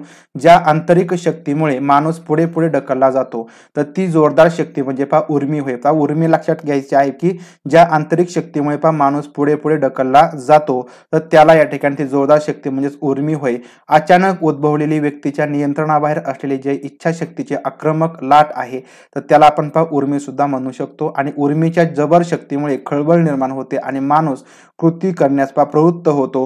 म्हणजे या ठिकाणी आपण जर शेवटच्या वर्षामध्ये असो किंवा पहिल्या वर्षामध्ये असो आणि एखादा विषय जर आपला त्या ठिकाणी गेला, तर पहा आपल्या मनामध्ये खडबडून पहा जागे होण्याची जी कृती आहे पहा निर्माण होते. एक उर्मीची जबर शक्ती त्या ठिकाणी पहा निर्माण होते आणि पहा माणूस कृती करण्यासाठी प्रवृत्त होतो. म्हणजे आपल्याला तो विषय सोडवायचा आहे, चांगले मार्क्स मिळवायचे आहेत, यासाठी आपण पहा अभ्यासाला लागतो. उर्मी हा शब्द बहुधा शारीरिक प्रेरणेच्या संदर्भात वापरलेला असतो. या ठिकाणी उर्मी हा शब्द कधी वापरला जातो, तर बहुधा जास्तीत जास्त प्रमाणामध्ये ज्या काही शारीरिक प्रेरणा असतात, शारीरिक गरजा असतात, तर त्या संदर्भात या ठिकाणी हा शब्द वापरला जातो. लक्षात ठेवायचा आहे पहा उर्मी शब्द कोणत्या बाबतीमध्ये जास्तीत जास्त वापरला जातो, तर पहा शारीरिक प्रेरणेच्या संदर्भात. शारीरिक उर्मी केवळ नैसर्गिक असत नाही, तर ती संपादित सुद्धा असते. लक्षात घ्यायचं आहे पहा शारीरिक जी काही उर्मी आहे, तर ती पण नैसर्गिकच असत नाही, तर ती संपादित सुद्धा असते. जे पहा बॉडी बिल्डर वगैरे असतात त्यांच्यामध्ये उर्मी असते, तर ती उर्मी या ठिकाणी पहा संपादित असते, ती नैसर्गिक नसते. कारण त्यांनी पहा जिम मध्ये वगैरे जाऊन ती उर्मी पहा कमवलेली असते, शरीर कमवलेलं असतं. म्हणजे त्या ठिकाणी ती उर्मी या ठिकाणी किंवा खेळाची उर्मी असेल, अभ्यासाची उर्मी असेल किंवा कोणतीही उर्मी असो, ती या ठिकाणी पहा संपादित असते. ती नैसर्गिक या ठिकाणी क्वचितच असते किंवा त्या ठिकाणी असतेच असं नाही, असं आपल्याला म्हणता येणार नाही. ती असते, परंतु ती संपादित सुद्धा असते. त्यानंतर या ठिकाणी पहा सहज प्रवृत्ती ही सुद्धा एक कन्सेप्ट आहे. आता सहज प्रवृत्ती या ठिकाणी लक्षात घ्यायची आहे. एखादी आपली प्रवृत्ती असते, सहज असते, तर पहा विल्यम मॅकडुगल यांनी 1908 मध्ये ही सहज प्रवृत्तीची उपपत्ती पहा मांडलेली आहे. लक्षात घ्या, ही उपपत्ती नवीन आहे पहा, सहज प्रवृत्तीची उपपत्ती. तर मॅकडुगल यांनी पहा मांडलेली आहे पहा, प्रेरणेमधील ही उपपत्ती आहे. त्यांच्या मते सहज प्रवृत्ती म्हणजे वर्तनामागची कारक कृती. जे वर्तन आहे त्या वर्तनामागची कारक कृती असेल, तर त्या कारक कृतीला या ठिकाणी पहा सहज प्रवृत्ती असं पहा म्हणता येईल. कारक वर्तनामागची एखादी कारक कृती म्हणजेच या ठिकाणी सहज प्रवृत्ती असं पहा विल्यम मॅकडुगल यांनी पहा म्हटलेलं आहे. 1908 मध्ये त्यांनी ही सहज प्रवृत्तीची उपपत्ती मांडली. ही जी सहज प्रवृत्ती असते पहा जन्मजात आढळते. सहज प्रवृत्ती या ठिकाणी जन्मजात असते, ती पहा संपादित नसते, हे लक्षात घ्यायचं आहे. सहज प्रवृत्ती ही जन्मजात आढळते, त्याच्यामुळे व्यक्तीचं लक्ष हे विशिष्ट उद्दीपकांवरती पहा केंद्रित असतं. एखादी सहज प्रवृत्ती असेल म्हणजे पहा बाळाचे डोळे सुद्धा पहा आईवरती खिळले जातात, म्हणजे ती एक बाळाची पहा सहज प्रवृत्ती असते आणि विशिष्ट उद्दीपकावरती म्हणजे पहा आईवरती ते या ठिकाणी केंद्रित होत असतात. तर अशा प्रकारे या ठिकाणी ही सहज प्रवृत्ती असते, ही जन्मजात असते, लक्षात ठेवायचं आहे. त्यानंतर पहा सहज प्रवृत्तीची 7 वैशिष्ट्ये या ठिकाणी सांगितलेली आहेत मॅकडुगल यांनी. तर पहा सहज प्रवृत्तीची 7 वैशिष्ट्ये आपल्या ठिकाणी सांगता येतील की सहज प्रवृत्तीमुळे होणारं वर्तन हे उपजत असतं. त्यांचा संस्कार करावा लागत नाही. संस्कार करावा लागत नाही म्हणजे काय, तर पहा त्या बाबतीमध्ये विशिष्ट असं पहा जे कष्ट आहे तर ते घ्यावं लागत नाही किंवा त्या गोष्टी करा, ही करू नको असं आपल्या ठिकाणी पहा सांगावं लागत नाही. म्हणजे त्यांचा संस्कार करावा लागत नाही. तर हे या ठिकाणी आपल्याला पहा सहज प्रवृत्तीच्या बाबतीमध्ये सांगता येईल. वर्तनामागे या ठिकाणी विशिष्ट हेतू असतो. सहज प्रवृत्तीचं दुसरं वैशिष्ट्य की कोणतंही वर्तन असेल त्या पाठीमागे एक विशिष्ट असा पहा हेतू असतो. ते विचारपूर्वक केले जात नाही, तर आपोआप पहा घडतं. या ठिकाणी लक्षात घ्या की जे या ठिकाणी सहज प्रवृत्ती असतात ते पहा विचारपूर्वक केल्या जात नाहीत, तर त्या ठिकाणी आपोआप घडत असतात. विशिष्ट जातीच्या सर्व प्राण्यांमध्ये या ठिकाणी सहज प्रवृत्ती आढळते. लक्षात घ्या की सहज प्रवृत्ती असतात त्या विशिष्ट जातीचे जे काही सर्व प्राणी आहेत त्या सर्व प्राण्यांमध्ये या ठिकाणी या सहज प्रवृत्ती आढळत असतात. अशा वर्तनात उणीव, जाणीव, भावना व कृती यांचा पहा मिलाप आढळतो. म्हणजे या ठिकाणी जाणीव निर्माण होणं, त्यानंतर पहा भावना असेल आणि भावनेनंतर या ठिकाणी पहा कृती यांचा या ठिकाणी मिलाप या सहज प्रवृत्तीमुळे आढळत असतो. त्यानंतर पहा परिपक्वतेचे विशिष्ट पातळी गाठल्यानंतर सहज प्रवृत्तीचा आविष्कार होतो. तोपर्यंत या सुप्तावस्थेत असतात. बाळाचे पाय पाळण्यात दिसतात, अगदी बरोबर आहे पहा, ती सहज प्रवृत्ती आपल्याला म्हणता येईल.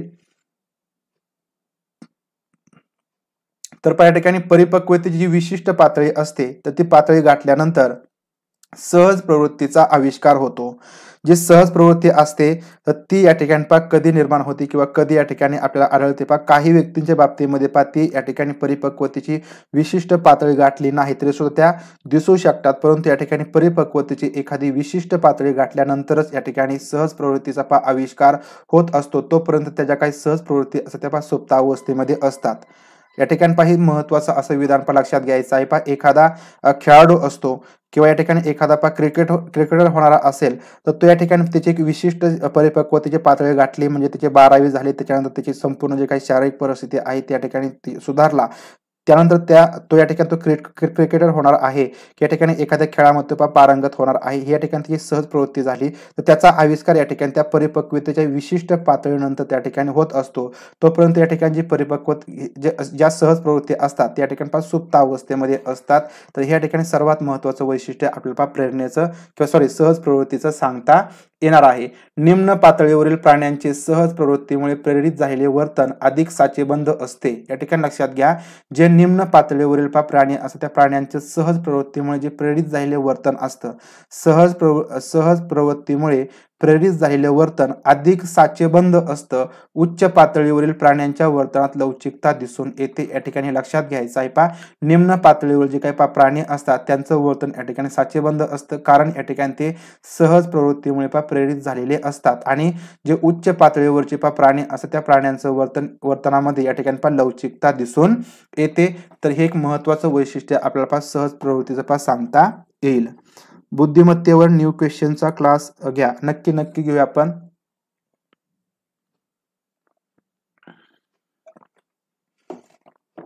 तर अशा प्रकारे या ठिकाणी सहज प्रवृत्तीचे वैशिष्ट्य आहेत, 7 वैशिष्ट्ये या ठिकाणी लक्षात ठेवायची आहेत।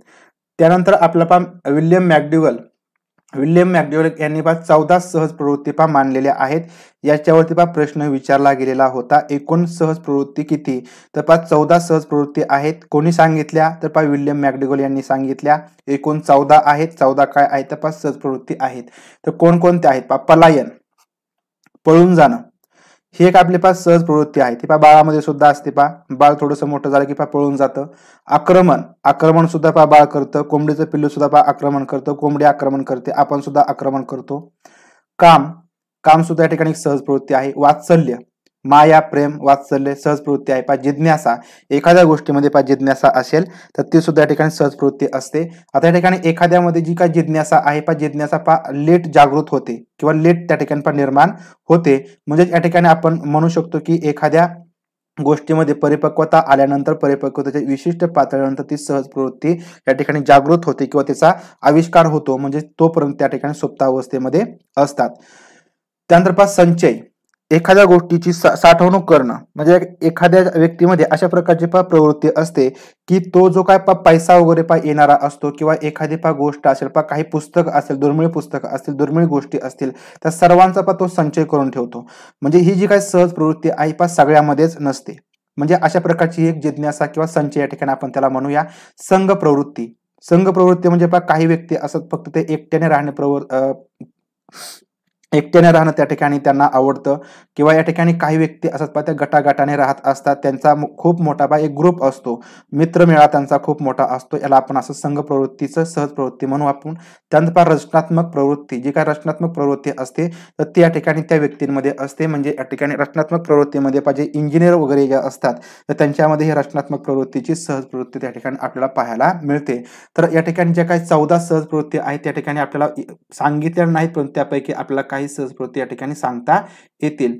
तर अशा प्रकारे या ठिकाणी विल्यम मॅकडोगल यांच्या या 14 सहज प्रवृत्ती आहेत। त्यानंतर या ठिकाणी अभिप्रेरण म्हणजे या ठिकाणी मोटिवेशन। तर अभिप्रेरण शब्द या ठिकाणी प्रक्रिया दर्शवतो। या ठिकाणी अभिप्रेरण म्हणजे काय? प्रक्रिया।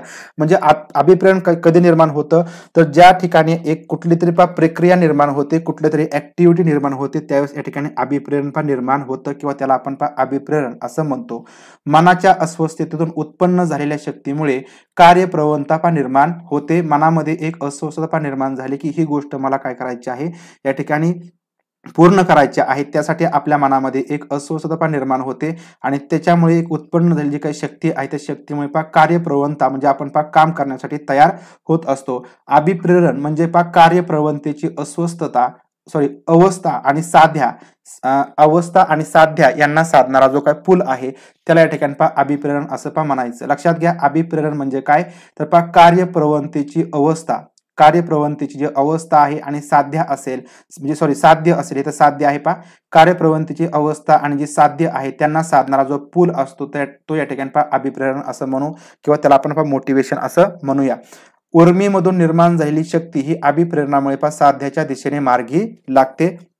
जी उर्मी असते, आपण पाहिलं उर्मी ही जी काही संकल्पना आहे ती पाहिली, तर उर्मीमधून जी काही निर्माण झालेली शक्ती असते तर ती या अभिप्रेरणामुळे पहा साध्याच्या दिशेने मार्गी लागत असते. त्यानंतर या ठिकाणी पहा साध्य, साध्य म्हणजे पहा गोल त्यांची प्राप्ती करून घेण्यासाठी जे मोटिवेशन आहे त्याची प्राप्ती करून घेण्यासाठी पहा माणूस धडपडतो, प्रयत्नांची पराकाष्ठा करतो, ते या ठिकाणी साध्य होय. पहा साध्य म्हणजे काय तर पहा प्राप्ती करून घेण्यासाठी माणूस धडपडतो, प्रयत्नांची पराकाष्ठा करतो, ते या ठिकाणी पहा साध्य होय. त्यानंतर व्यक्तीच्या परिश्रमाची फलश्रुती साध्य करण्यात होते. व्यक्तीच्या परिश्रम आहे त्या परिश्रमाची फलश्रुती आहे त्या ठिकाणी साध्य करण्यामध्ये होत असतं. कोणतेही साध्य करण्यासाठीच आपण त्या ठिकाणी परिश्रम करत असतो आणि त्या परिश्रमाची जी फलश्रुती आहे त्या ठिकाणी साध्य करण्यामध्ये होत असते. नजीकचं साध्य म्हणजेच या ठिकाणी उद्दिष्ट, तर पहा दूरवरचं साध्य म्हणजे पहा ध्येय. या ठिकाणी लक्षात घ्या, ध्येय म्हणजे काय, लक्षात घ्या ध्येय म्हणजे काय आणि या ठिकाणी उद्दिष्ट म्हणजे काय. तर जे उद्दिष्ट असतं त्या ठिकाणी पहा नजीकचं साध्य असतं, म्हणजे या ठिकाणी पहा उद्या मला एक काहीतरी करायचं आहे तर ते आपलं पहा उद्दिष्ट झालं. परंतु जे ध्येय आहे ते पहा भविष्यामध्ये पहा मला एक शिक्षक म्हणून शाळेवरती जॉईन व्हायचं आहे, तर ते दूरवरचं साध्य आहे त्याला आपण या ठिकाणी ध्येय म्हणूया. तर अशा प्रकारे या ठिकाणी उद्दिष्ट आणि साध्य तर यांची या ठिकाणी जी फलश्रुती आहे त्या ठिकाणी या व्यक्तीच्या परिश्रमामधून होत असते. आता प्रलोभने, इन्सेंटिव्ह या ठिकाणी उर्मी म्हणजे माणसाला ढकलणारे आंतरिक शक्ती, जी उर्मी असते त्या उर्मीमुळे पहा माणूस पुशअप होत असतो या ठिकाणी.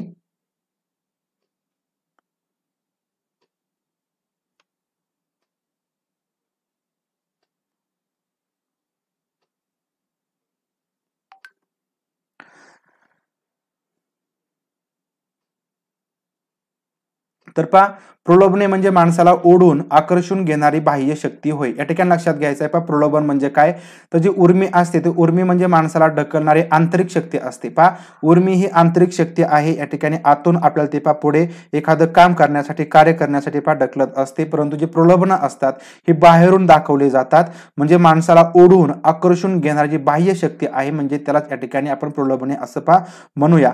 तर या ठिकाणी थोडासा नेटवर्कचा पहा प्रॉब्लेम झाला होता, अचानक कनेक्टिव्हिटी पहा गेली होती त्यामुळे थोडंसं डिस्टर्ब झालो.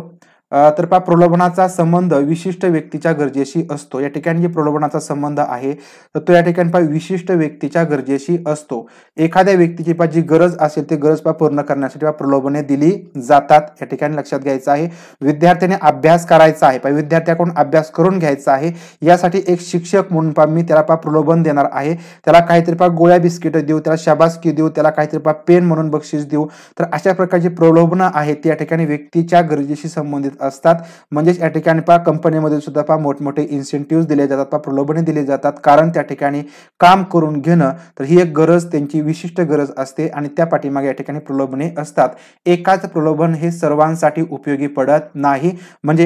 म्हणजे काही व्यक्तींना पेन दिला तर पेन दिला म्हणजे त्या मुलाकडे जर समजा पेन असेल तर त्या ठिकाणी तो त्या प्रलोभनासाठी ते काम आहे तो शक्यतो करणार नाही. म्हणजेच या ठिकाणी एखादं जे प्रलोभन आहे ते सर्वांसाठीच उपयोगी पडेल असं नाही. तर या ठिकाणी जे प्रलोभने असतात ते अशा प्रकारे आपल्याला पण सांगता येतील की या ठिकाणी कोणत्याही गोष्टीच्या पाठीमागे जे बाह्य शक्ती असतील आपण प्रलोभने म्हणूया.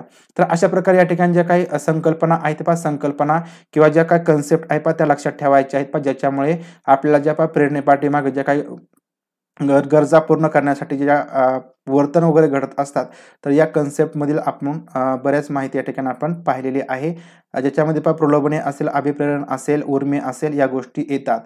त्यानंतर या ठिकाणी प्रेरणेचे प्रकार आणि वर्गीकरण आपण पाहूया. आता या ठिकाणी प्रेरणेचे प्रकार कोणकोणते आणि वर्गीकरण कोणकोणते तर याच्यावरती प्रश्न विचारले जातात. आता या ठिकाणी लक्षात ठेवायचं आहे थोडंसं. आता याच्यामध्ये तीन मुख्य प्रकार पडतात. जे प्रेरणेचे प्रकार आहेत किंवा वर्गीकरण आहेत किंवा गरजेचे प्रकार आहेत ते तीन प्रकार आहेत. याच्यामध्ये पहिली गरज असते, प्रकार असतो शारीरिक गरज किंवा आंतरिक किंवा जैविक गरज.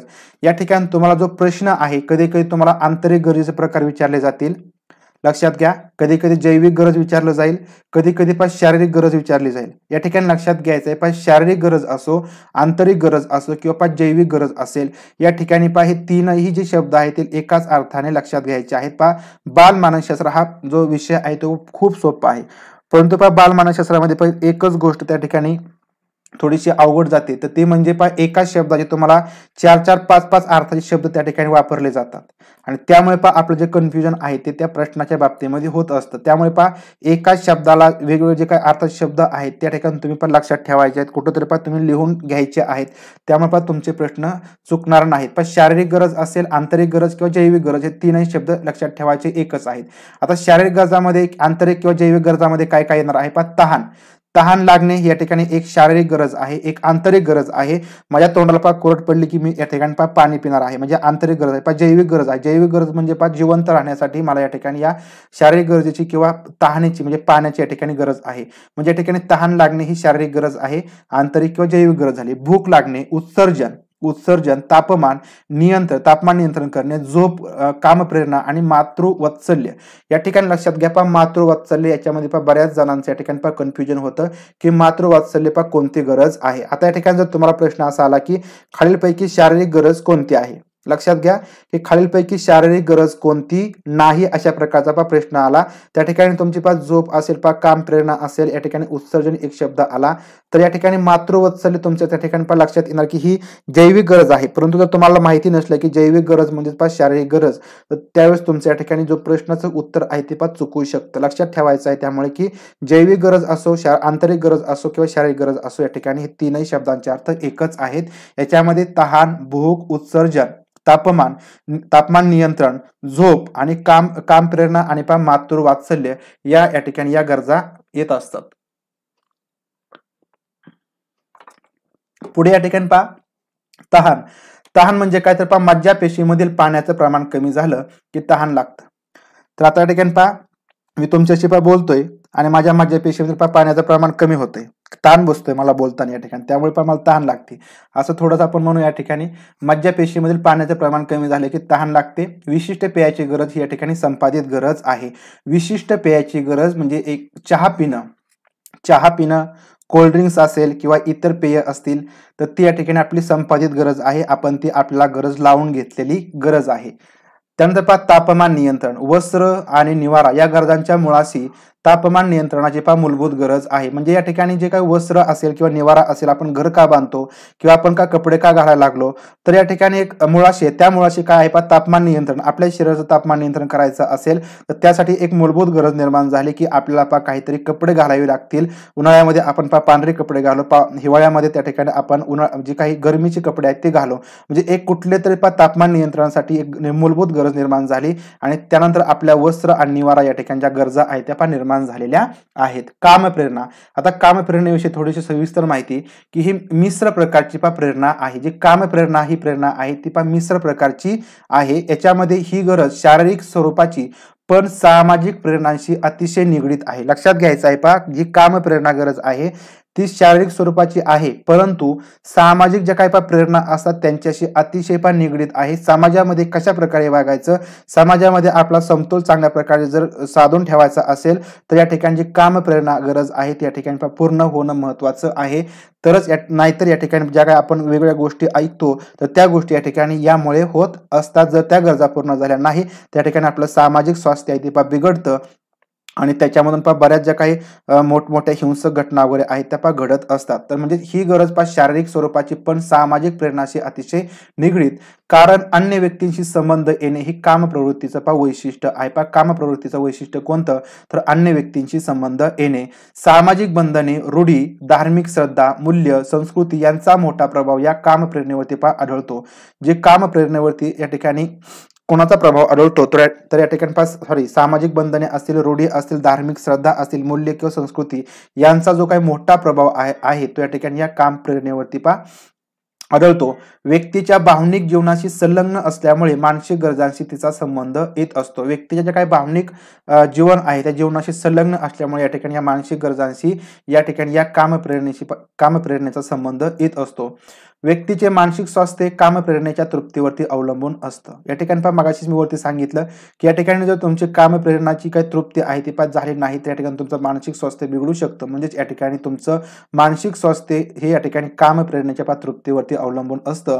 कामप्रेरणा ही अत्यंत बलिष्ठ प्रेरणा आहे. या ठिकाणी लक्षात घ्या, आतापर्यंत आपण जेवढ्या काय प्रेरणा पाहिल्या त्याच्यामध्ये सगळ्यात मोठी बलिष्ठ प्रेरणा कोणती असते तर या ठिकाणी कामप्रेरणा असते. लक्षात घ्यायचं आहे पहा, सर्वात मोठी कामप्रेरणा ही अत्यंत बलिष्ठ प्रेरणा आहे. त्याच्यामुळे पहा मोठमोठे साहित्यिक या ठिकाणी मोठमोठे जे काही वास्तव आहे पहा निर्माण होत असतात किंवा या ठिकाणी मोठमोठ्या लढाया वगैरे सुद्धा होत असतात किंवा मोठमोठे पराक्रम गाजवले जातात. तर अशा प्रकारे या ठिकाणी त्यानंतर अनेक प्रकारच्या वैयक्तिक व सामाजिक वर्तनामागे याची शक्ती जाणवते. म्हणजे जे काही पहा सामाजिक किंवा जे वैयक्तिक वर्तन आहे त्याच्या पाठीमागे ही कामप्रेरणेची शक्ती जाणवते. फ्राइड या मनोविश्लेषण तज्ञाच्या उपपत्तीमध्ये कामप्रेरणेला सर्वाधिक मानाचं स्थान आहे. या ठिकाणी फ्राइडचं लक्षात ठेवायचं आहे. फ्राइड हे मनोविश्लेषण तज्ञ होते आणि यांच्या उपपत्तीमध्ये कामप्रेरणेला या ठिकाणी सर्वाधिक मानाचं स्थान देण्यात आलेलं आहे. तर अशा प्रकारे या ठिकाणी आपण कामप्रेरणेविषयी जी वैशिष्ट्ये असतील किंवा जी महत्वाची माहिती आहे ते लक्षात ठेवली आहे. तर लक्षात ठेवायचं एवढंच की कामप्रेरणा ही मिश्र स्वरूपाची आहे. त्यानंतर या ठिकाणी शारीरिक स्वरूपाची आहे परंतु त्याचा संबंध सामाजिक प्रेरणेशी येत असतो. या ठिकाणी मानसिक स्वास्थ्य हे कामप्रेरणेच्या तृप्तीवरती अवलंबून असतं आणि कामप्रेरणा ही अत्यंत बलिष्ठ किंवा मोठी प्रेरणा आहे. आणि या पाठीमागे फ्राइड या मनोविश्लेषण तज्ञाने या ठिकाणी या कामप्रेरणेला सर्वाधिक मानाचं स्थान आपल्या उपपत्तीमध्ये दिलेलं आहे. त्यानंतर या ठिकाणी पुढची शारीरिक गरज जैविक गरज आहे मातृवात्सल्य.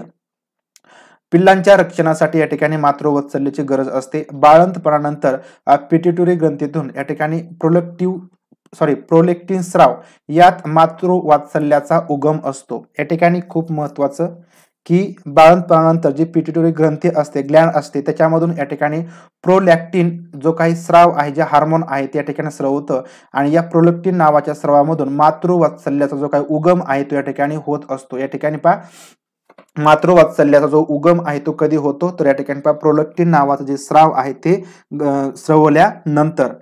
तर अशा प्रकारे या ठिकाणी ज्या आपण शारीरिक गरजा आहेत त्या पाहिल्या. त्यालाच या ठिकाणी आपण जैविक गरजा किंवा या ठिकाणी दुसरं जे काही नाव आहे त्या ठिकाणी लक्षात ठेवायचं आहे पहा आंतरिक गरज. त्यानंतर आपण या ठिकाणी दुसरा गरजेचा प्रकार पाहूया व्यक्तिगत गरज. आता या ठिकाणी पहा व्यक्तिगत गरजेमध्ये पहा काय काय येतं तर पहा कृती, पुनरावृत्ती, यश अपयश, अभिरुची, प्रतिष्ठा मिळवणं, जीवनविषयक ध्येय गाठणे, जिज्ञासा, हालचाल, प्रभुत्व, स्वसंरक्षण आणि आकांक्षा.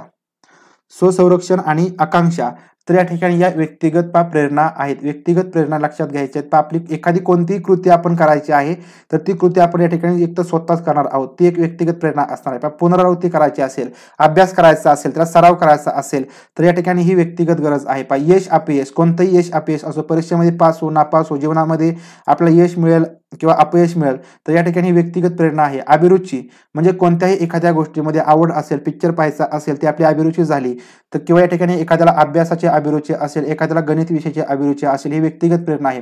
प्रतिष्ठा मिळवणं, आपण वरती पाहिलं की एखादी प्रतिष्ठा मिळवायची असेल म्हणजे स्वतःला पैसे कमवायचे असतील किंवा ठिकाणी समाजामध्ये आपल्याला नाव कमवायचं असेल तर या ठिकाणी एक व्यक्तिगत प्रेरणा झाली. मिळवणं म्हणजे प्रतिष्ठा मिळवणं. जीवनविषयक ध्येय गाठणं, जीवनविषयक जे काही ध्येय आहेत आपल्याला नोकरी मिळवायची असेल. बलिष्ठ म्हणजे काय, बलिष्ठ म्हणजे या ठिकाणी सर्वात शक्तिशाली. जीवनविषयक जे ध्येय गाठायचे असतील तर ते ध्येय गाठण्यासाठी आपल्याला स्वतःला प्रयत्न करावे लागतात म्हणजे ती व्यक्तिगत प्रेरणा किंवा व्यक्तिगत गरज आहे. जिज्ञासा म्हणजे या ठिकाणी आपल्याला चांगल्या प्रकारचा अभ्यास करायचा असेल किंवा ठिकाणी एखाद्या गोष्टीविषयी चांगल्या प्रकारची माहिती मिळवायची असेल तर ती माहिती आपण स्वतः मिळवणार आहोत. कोणाकडे जाऊन ती माहिती मिळवू, आपण शिक्षकांकडे जाऊ, मित्रांना विचारू किंवा आपल्यापेक्षा जे मोठे असतील त्यांना आपण ती माहिती विचारू म्हणजे या ठिकाणी जिज्ञासा आहे. आणि जिज्ञासा ही व्यक्तिगत प्रेरणा आहे. हालचाल करणे म्हणजे कोणत्याही प्रकारची हालचाल करायची असेल, इकडून तिकडे जायचं असेल, धावायचं असेल, चालायचं असेल किंवा या ठिकाणी आपल्याला दुसऱ्या हालचाल करायचे असतील तर या हालचाली या ठिकाणी व्यक्तिगत प्रेरणा आहेत. प्रभुत्व संपादित करायचं असेल, एखाद्या गोष्टीवरती प्रभुत्व मिळवायचं असेल त्या ठिकाणी त्याला सुद्धा किंवा डॉमिनेट करायचं असेल ते सुद्धा या ठिकाणी व्यक्तिगत प्रेरणा येईल. स्वसंरक्षण, आता स्वसंरक्षण करणं या ठिकाणी आपण शारीरिक गरजेमध्ये येणार नाही. या ठिकाणी कदाचित तुमचं संरक्षण किंवा या ठिकाणी आपण हालचाल म्हणू, हालचाल हा जरी तुमच्या या ठिकाणी गरज आली तर या ठिकाणी तुमचा गोंधळ होऊ शकतो की हालचाल म्हणजे शारीरिक गरज असेल, परंतु ही हालचाल या ठिकाणी व्यक्तिगत प्रेरणा आहे. स्वसंरक्षण ही सुद्धा या ठिकाणी व्यक्तिगत प्रेरणा आहे. आकांक्षा, ही आकांक्षा या ठिकाणी ही आंतरिक गरज नसते किंवा या ठिकाणी शारीरिक गरज नसते, ते या ठिकाणी व्यक्तिगत प्रेरणा असते. आकांक्षा या ठिकाणी प्रत्येकामध्ये थोडेफार प्रमाणामध्ये असते, काही व्यक्तींमध्ये जास्त प्रमाणात असते. तर अशा प्रकारे या ठिकाणी व्यक्तिगत प्रेरणा लक्षात ठेवायच्या आहेत. त्याच्यामध्ये जिज्ञासा पाहूया. लहान मुलांमध्ये जिज्ञासा, शोध घेण्याची प्रेरणा ही तीव्र असते. जे लहान मुलं असतात त्याच्यामध्ये खूप मोठ्या प्रमाणात जिज्ञासा असते, एखादा शोध घेण्याची प्रेरणा असते.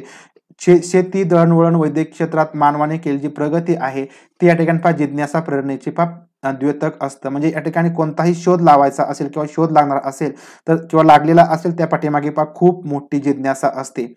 प्राण्यांमध्ये विशेषतः माकडांमध्ये जिज्ञासा अधिक आढळते. लक्षात ठेवायचं आहे जिज्ञासा माणसांपेक्षा प्राण्यांमध्ये जास्त असते, माकडांमध्ये जास्त असते. माकडांमध्ये जिज्ञासा ही अधिक प्रमाणामध्ये आढळते. त्यानंतर या ठिकाणी हालचाल, स्नायूंवर आलेला ताण असेल तर तो ताण कमी करण्यासाठी हालचालीची आवश्यकता असते. स्नायूंवर आलेला ताण या ठिकाणी तो असेल तर कमी करण्यासाठी या हालचालीची आवश्यकता असते. त्यानंतर पुढचे प्रभुत्व, कोणत्या ना कोणत्या क्षेत्रात आपलं श्रेष्ठत्व सिद्ध करण्याची प्रेरणा हे प्रत्येक व्यक्तीमध्ये असते. एंडलर या मनोविश्लेषण तज्ञाच्या मते प्रत्येक व्यक्ती ही थोड्याफार प्रमाणात न्यूनगंडाने पछाडलेली असते आणि हा न्यूनगंड दूर करण्यासाठी तो प्रभुत्व प्राप्त करण्याचा प्रयत्न करतो. या ठिकाणी हे विधान तुम्ही लिहून ठेवा किंवा स्क्रीनशॉट मारून ठेवा. एंडलर लक्षात ठेवायचं आहे. एंडलर या मनोविश्लेषण तज्ञाच्या मते प्रत्येक व्यक्ती कोणी असो, तुम्ही असो, मी असो, थोड्याफार प्रमाणामध्ये न्यूनगंडाने पछाडलेला असतो. आपल्यामध्ये काहीतरी कमतरता असते व हा न्यूनगंड दूर करण्यासाठी या ठिकाणी तो प्रभुत्व प्राप्त करण्याचा प्रयत्न करत असतो. तर हे या ठिकाणी एंडलर यांचं मत आहे. शाळेत व घरी प्रश्न विचारतात मुले, अगदी बरोबर. तर अशा प्रकारे या ठिकाणी प्रभुत्व विषय एंडलर यांची माहिती लक्षात ठेवायचं आहे. प्रभुत्व म्हणजे एखाद्या क्षेत्रामध्ये प्रभुत्व निर्माण करणं. संरक्षण, तर जेव्हा बाह्य वस्तूपासून, परिस्थितीपासून किंवा व्यक्तीपासून धोका संभवतो तेव्हा त्यापासून स्वतःचं रक्षण करण्याची जी प्रवृत्ती असते ती नैसर्गिक आणि मूलभूत असते. लक्षात घ्यायचं आहे स्वसंरक्षणाची प्रवृत्ती असते ती नैसर्गिक असते आणि मूलभूत असते, ती गरजेची असते. जी बाह्य वस्तूपासून, परिस्थितीपासून किंवा व्यक्तीपासून धोका संभवतो तेव्हा आपण ते स्वसंरक्षणाची गरज वापरत असतो. आता स्वसंरक्षणाचे 2 प्रकार असतात. लक्षात घ्या, जे स्वसंरक्षण आहे याचे 2 प्रकार पडतात. 2 प्रकार कोणते, तर पलायन हा या ठिकाणी एक प्रकार आहे. पलायन म्हणजे काय, तर धोकादायक परिस्थितीमधून स्वतःची सुटका करून घेण्याची प्रेरणा म्हणजे या ठिकाणी पलायनाची प्रेरणा. या ठिकाणी कोणतीही धोकादायक परिस्थिती निर्माण झाली की त्यापासून आपण सुटका करून घ्यायची. आपल्यासमोर साप आला, वाघ आला किंवा आपल्यासमोर काहीतरी आला असेल तर धोकादायक परिस्थिती निर्माण झाली, आपल्याला असे त्या ठिकाणी मज्जारोजूने आपल्या त्या ठिकाणी एक चेतना दिली किंवा ते समजलं की त्या ठिकाणी आपण पलायन करतो, त्यापासून आपल्याला सुटका करून घेण्याची प्रेरणा मिळते. आक्रमण, दुसरे या ठिकाणी जो प्रकार आहे त्याच्यामध्ये या ठिकाणी आक्रमण, उद्दिष्ट साध्य करण्याच्या बाबतीत अडथळा निर्माण झाला तर त्यामुळे क्रोधाची भावना निर्माण होते. व्यक्ती आक्रमक बनण्याची या ठिकाणी याच्यामध्ये शक्यता असते. जे आक्रमण आहे की एखादं उद्दिष्ट आहे ते उद्दिष्ट या ठिकाणी आपल्याला काय करायचं आहे साध्य करण्यासाठी जर अडथळा निर्माण झाला की त्या ठिकाणी आपल्यामध्ये क्रोधाची भावना निर्माण होते. आणि ज्या काय व्यक्ती असतात, ज्या आक्रमक व्यक्ती असतात तर त्याच्यामध्ये या ठिकाणी सगळ्यात महत्वाची जी गोष्ट असते ती आक्रमक का बनते. आक्रमक म्हणजे आता या ठिकाणी एक शिक्षक म्हणून आपण याच्याकडे काय बघायचं आहे किंवा कशा प्रकारे या ठिकाणी आपण बघायचं आहे, तर विद्यार्थी जे आक्रमक असतात म्हणजे एखाद्या विद्यार्थ्याला लगेच आपण काय बोललो की राग येतो, तर तो राग कशामुळे येत असतो, तर या ठिकाणी त्याचं एखादं उद्दिष्ट असेल, म्हणजे त्याचं एक उद्दिष्ट आपण असं पाहूया की त्याला आपल्या शेजारच्या मित्राबरोबर बोलायचं असेल, हे त्याचं उद्दिष्ट आहे. त्या उद्दिष्टामध्ये आपण अडथळा आणला. अडथळा काय आणला की तू शेजारच्या बरोबर बोलू नको, आपण त्याला खवळलो, म्हणजे या ठिकाणी काय झालं, त्याच्या उद्दिष्ट साध्य करण्यामध्ये एक अडथळा निर्माण झाला. आपण त्या ठिकाणी अडथळा आणला तर या ठिकाणी त्यामुळे क्रोधाची भावना निर्माण होते आणि त्याच्यामुळे तो व्यक्ती आहे तर तो या ठिकाणी आक्रमक बनण्याची शक्यता निर्माण होत असते. तर अशा प्रकारे या ठिकाणी पलायन आणि आक्रमण हे स्वसंरक्षणाचे दोन प्रकार आपल्याला सांगता येतील. आक्रमण करण्याची शक्ती या ठिकाणी सांसर्गिक असते. आक्रमण करण्याची शक्ती असते ते सांसर्गिक असते. आता याचा या ठिकाणी अर्थ आपल्याला काय सांगता येईल की आक्रमण करण्याची शक्ती सांसर्गिक असते. म्हणजे या ठिकाणी एकतर आपण आपला राग कधी येतो, म्हणजे एकतर आपण आपल्या मित्राला एखाद्या गोष्टीचा राग आला किंवा मित्राला कोणी खवळलं की या ठिकाणी आपल्याला आक्रमण आपल्या मनामध्ये एक काहीतरी राग वगैरे येतो. म्हणजे काय झालं की ती शक्ती सांसर्गिक आहे. दुसऱ्याला राग आला की आपल्याला त्या ठिकाणी राग येतो. एखाद्या घोळक्याने म्हणजे एखाद्याला फक्त त्यांनी सांगितलं, त्यांनी चिथवलं, आपल्याला चिथवलं की या ठिकाणी आपल्या मनामध्ये काय येणार एक शक्ती निर्माण होणार आहे. शक्ती कोणती असेल आक्रमणाची शक्ती असणार आहे. आणि म्हणजेच या ठिकाणी लक्षात घ्यायचं आहे की आक्रमण करण्याची शक्ती असते ती सांसर्गिक असते. तर अशा प्रकारे या ठिकाणी स्वसंरक्षणाचे दोन प्रकार आपल्याला सांगता येतील.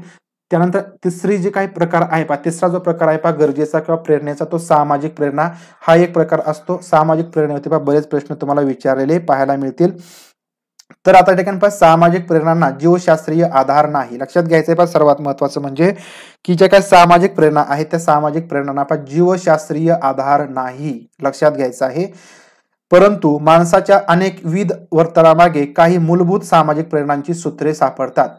जीवशास्त्रीय आधार नाही, परंतु जे काही माणसाच्या अनेकविध वर्तन होत असतात किंवा वर्तन असतात त्या वर्तनापाठीमागे काही मूलभूत सामाजिक प्रेरणांची सूत्रे सापडतात.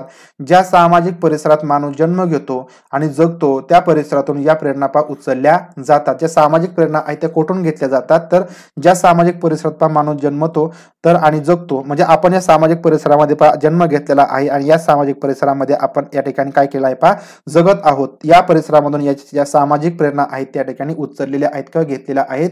म्हणजेच या ठिकाणी ज्या सामाजिक प्रेरणा असतात बहुतांशी संपादित असतात. म्हणजे सामाजिक प्रेरणा या ठिकाणी जन्मजात नसतात, तर त्या ठिकाणी बहुतांशी संपादित असतात.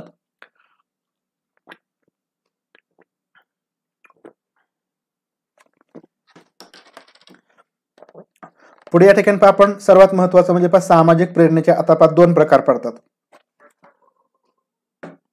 सामाजिक प्रेरणेचे दोन प्रकार पडतात. त्याच्यामध्ये या ठिकाणी जो पहिला प्रकार आहे तर तो सहवास विषयी गरजा हा एक प्रकार आहे. सहवास विषयी गरजा आणि दुसरा प्रतिष्ठा विषयक गरजा.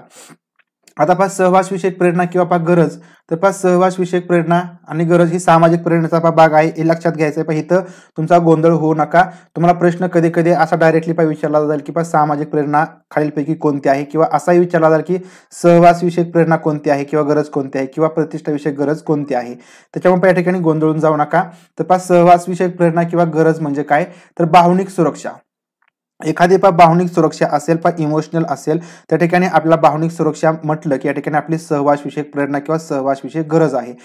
परावलंबित्व, या ठिकाणी परावलंबित्व असेल त्या ठिकाणी सहवास विषयक प्रेरणा आहे. म्हणजे आपलं जे बाळ आहे ते बाळ आपल्या आई वडिलांवरती त्या ठिकाणी अवलंबून असतं.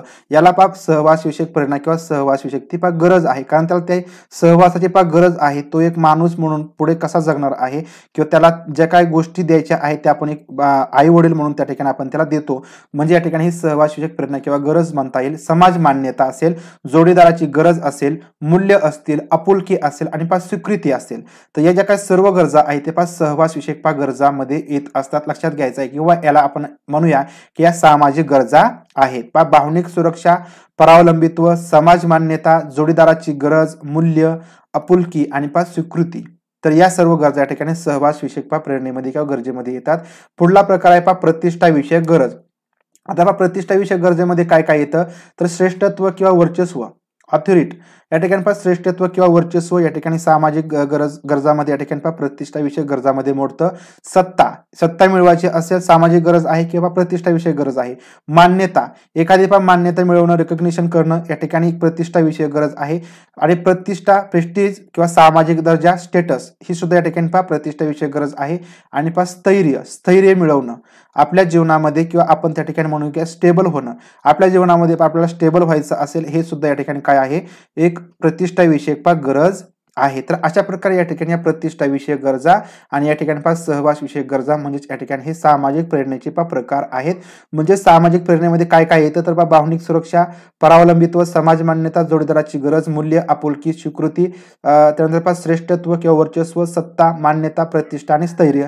आणि त्याच्यामध्ये फक्त हे जे काही उपप्रकार आहेत त्याच्यामध्ये ते लक्षात ठेवायचं आहे आणि त्या कॅटेगरी प्रमाणे त्या गरजा तुम्ही लक्षात ठेवा. याच्यामध्ये फक्त तुम्हाला याच्यावरती प्रश्न विचारले जातील की प्रश्न सुद्धा सरांनी सांगितलं की खालीलपैकी कोणती गरज प्रतिष्ठा विषयक गरज आहे. अगदी बरोबर सर. प्रतिष्ठा विषयक गरज किंवा सहवास विषयक प्रेरणा किंवा गरज कोणती आहे किंवा असंही तुम्हाला या ठिकाणी जोड्या लावा सुद्धा विचारला जातील. या ठिकाणी तुम्हाला पहा प्रतिष्ठा विषयक गरज असेल, या ठिकाणी सहवास विषयक गरज असेल, या ठिकाणी पहा शारीरिक गरज असेल, या ठिकाणी पहा व्यक्तिगत गरज असेल आणि या ठिकाणी त्या गरजा दिल्या जातील आणि या ठिकाणी तुम्हाला यांच्या पास जोड्या लावण्यासाठीचा प्रश्न विचारला जाऊ शकतो. म्हणजे प्रश्न सुद्धा कशा स्वरूपाचे असतील हे या ठिकाणी मी सांगितलं. त्यानंतर या ठिकाणी 6वी गरज असते पहा विजिगुषी प्रेरणा, अचिव्हमेंट मोटिवेशन. विजिगुषी प्रेरणा, अचिव्हमेंट मोटिवेशन. एखादी काहीतरी गोष्ट मिळवायची आहे, अचिव्हमेंट करायची आहे त्यासाठीची प्रेरणा. याच्यामध्ये पहा मॅक्लेलँड आणि अँटिकिन्सन या मानसशास्त्रज्ञांनी विजिगिषू प्रेरणेचं महत्व प्रस्थापित केलं आहे. मॅक्लेलँड आणि अँटकिन्सन यांनी पहा या विजिगिषू प्रेरणेचं किंवा अचिव्हमेंट मोटिवेशन या ठिकाणी महत्व प्रस्थापित केलं आहे.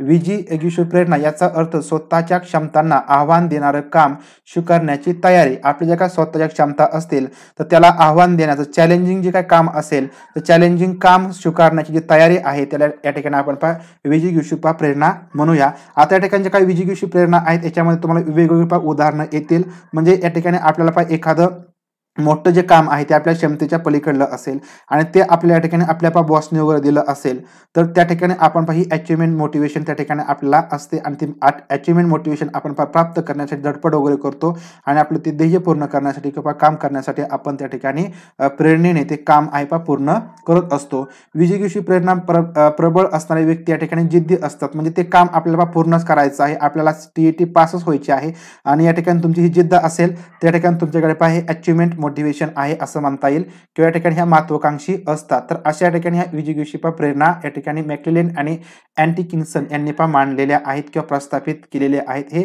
लक्षात घ्यायचं आहे. तर अशा प्रकारे या ठिकाणी आपण जे प्रेरणेचे प्रकार आहेत किंवा गरजांचं वर्गीकरण आहे त्या ठिकाणी केलेलं आहे. याच्यामध्ये फक्त एवढीच माहिती लक्षात ठेवा, गरजांचे प्रकार कोणकोणत्या गरजांमध्ये येतात ते लक्षात ठेवा आणि जी खाली आपण माहिती सांगितली विजिगिषू प्रेरणा हा एक अचिव्हमेंट मोटिवेशन हे एक लक्षात ठेवा.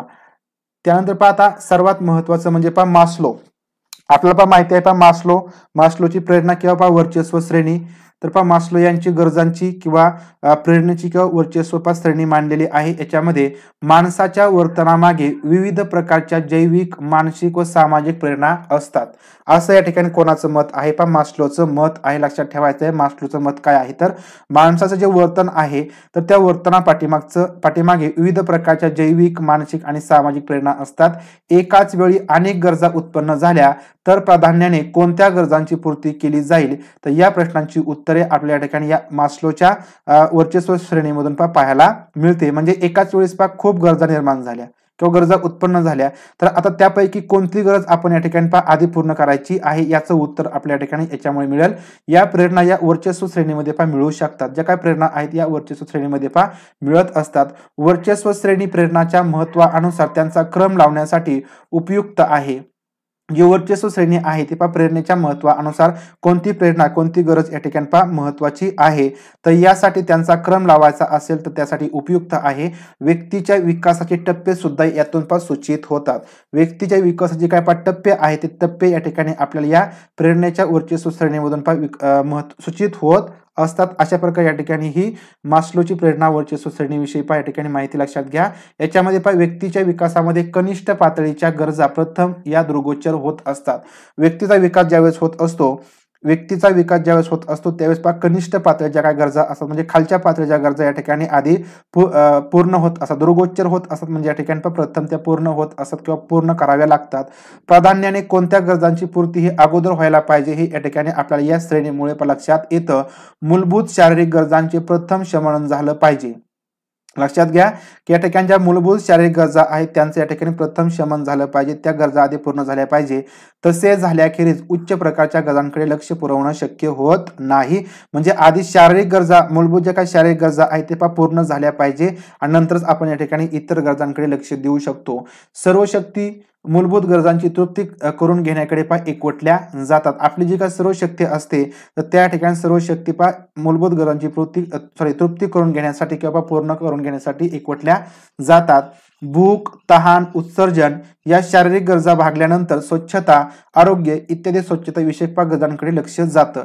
तर आपण या ठिकाणी आपण समाजामध्ये वावरत असताना अशा बऱ्याच व्यक्ती पाहतो की त्यांना या ठिकाणी एकतर भूक भागवण्याची त्यांच्याकडे ताकद नसते किंवा भूक भागवण्याची सुद्धा या ठिकाणी त्यांच्याकडे पैसा नसतो किंवा या ठिकाणी अन्न सुद्धा मिळत नाही, म्हणजे पाणी सुद्धा ते पिऊ शकत नाही, ते उत्सर्जन सुद्धा या ठिकाणी व्यवस्थित करू शकत नाही. म्हणून या ठिकाणी अशा ज्या व्यक्ती असतात त्या अस्वच्छ असतात किंवा या ठिकाणी त्यांच्याकडे आरोग्य नसतं.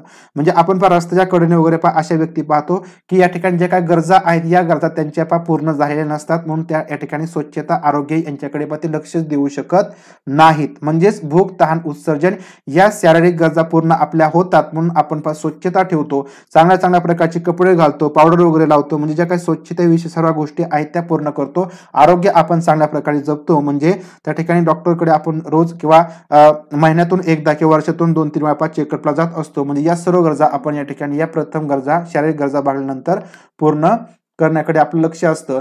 त्यानंतर इतरांशी स्नेह संबंध जोडण्याची आपल्या ठिकाणी इच्छा होते. इतरांकडून आपुलकी मिळाल्यानंतर प्रतिष्ठा आणि मान सन्मानाची काही गरज आहे किंवा मान सन्मान मिळावेत, समाजात स्थान लाभावं या दृष्टीने आपले प्रयत्न सुरू होत असतात. या ठिकाणी तुम्हाला मी जो काही मॅस्लोची वर्चस्व श्रेणी आहे ते सुद्धा सांगतो, परंतु या ठिकाणी गरजा कशा कशा पूर्ण होत असतात ते या ठिकाणी लक्षात घ्या. या श्रेणीचा कळस म्हणजे आत्मप्रचितीची प्रेरणा. या ठिकाणी गरज, जी कनिष्ठ गरज आहे ती पूर्ण करण्याकडे आपण सुरुवातीला लक्ष देतो. त्यानंतर पुढची गरज आपण पूर्ण करण्याकडे लक्ष देतो. एक एक गरजेचा टप्पा पूर्ण होत गेला की या ठिकाणी त्या श्रेणीमधील जो काही कळस असतो तो म्हणजे या ठिकाणी आत्मप्रचितीची प्रेरणा. म्हणजे या ठिकाणी आत्मप्रचिती म्हणजे माणूस म्हणून मी का जन्माला आलो, या ठिकाणी माणूस म्हणून जन्माला आलो तर माझं काम काय, तर याला ही आत्मप्रचिती ज्यावेळेस प्रेरणा येते तर त्या ठिकाणी या श्रेणीचा कळस गाठलेला असतो. म्हणजे आपल्या सगळ्या गरजा त्या ठिकाणी पूर्ण झालेल्या असतात.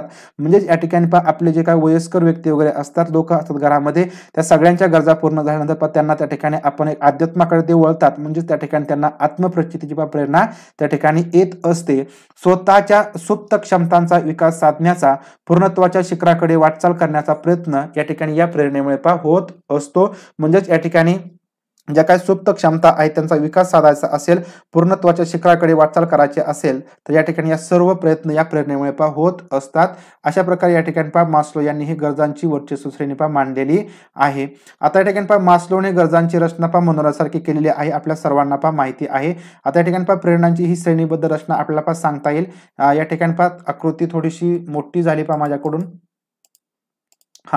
तर या ठिकाणी ही तुम्हाला लक्षात येईल की मनोऱ्यासारखी ही श्रेणीबद्ध रचना केलेली आहे. आता या ठिकाणी लक्षात घ्या की या ठिकाणी जी पहिली गरज आहे शारीरिक गरज, आपण वरती पाहिलं की शारीरिक गरज पूर्ण झाल्याशिवाय पुढची गरज पूर्ण करता येत नाही. आता शारीरिक गरजामध्ये काय काय येतं, अन्न, पाणी, झोप, हालचाल इत्यादी ह्या मूलभूत गरजा आहेत. या पूर्ण झाल्या की या ठिकाणी आपल्या सुरक्षितविषयक गरजा आपण पूर्ण करण्यासाठी ओळखतो.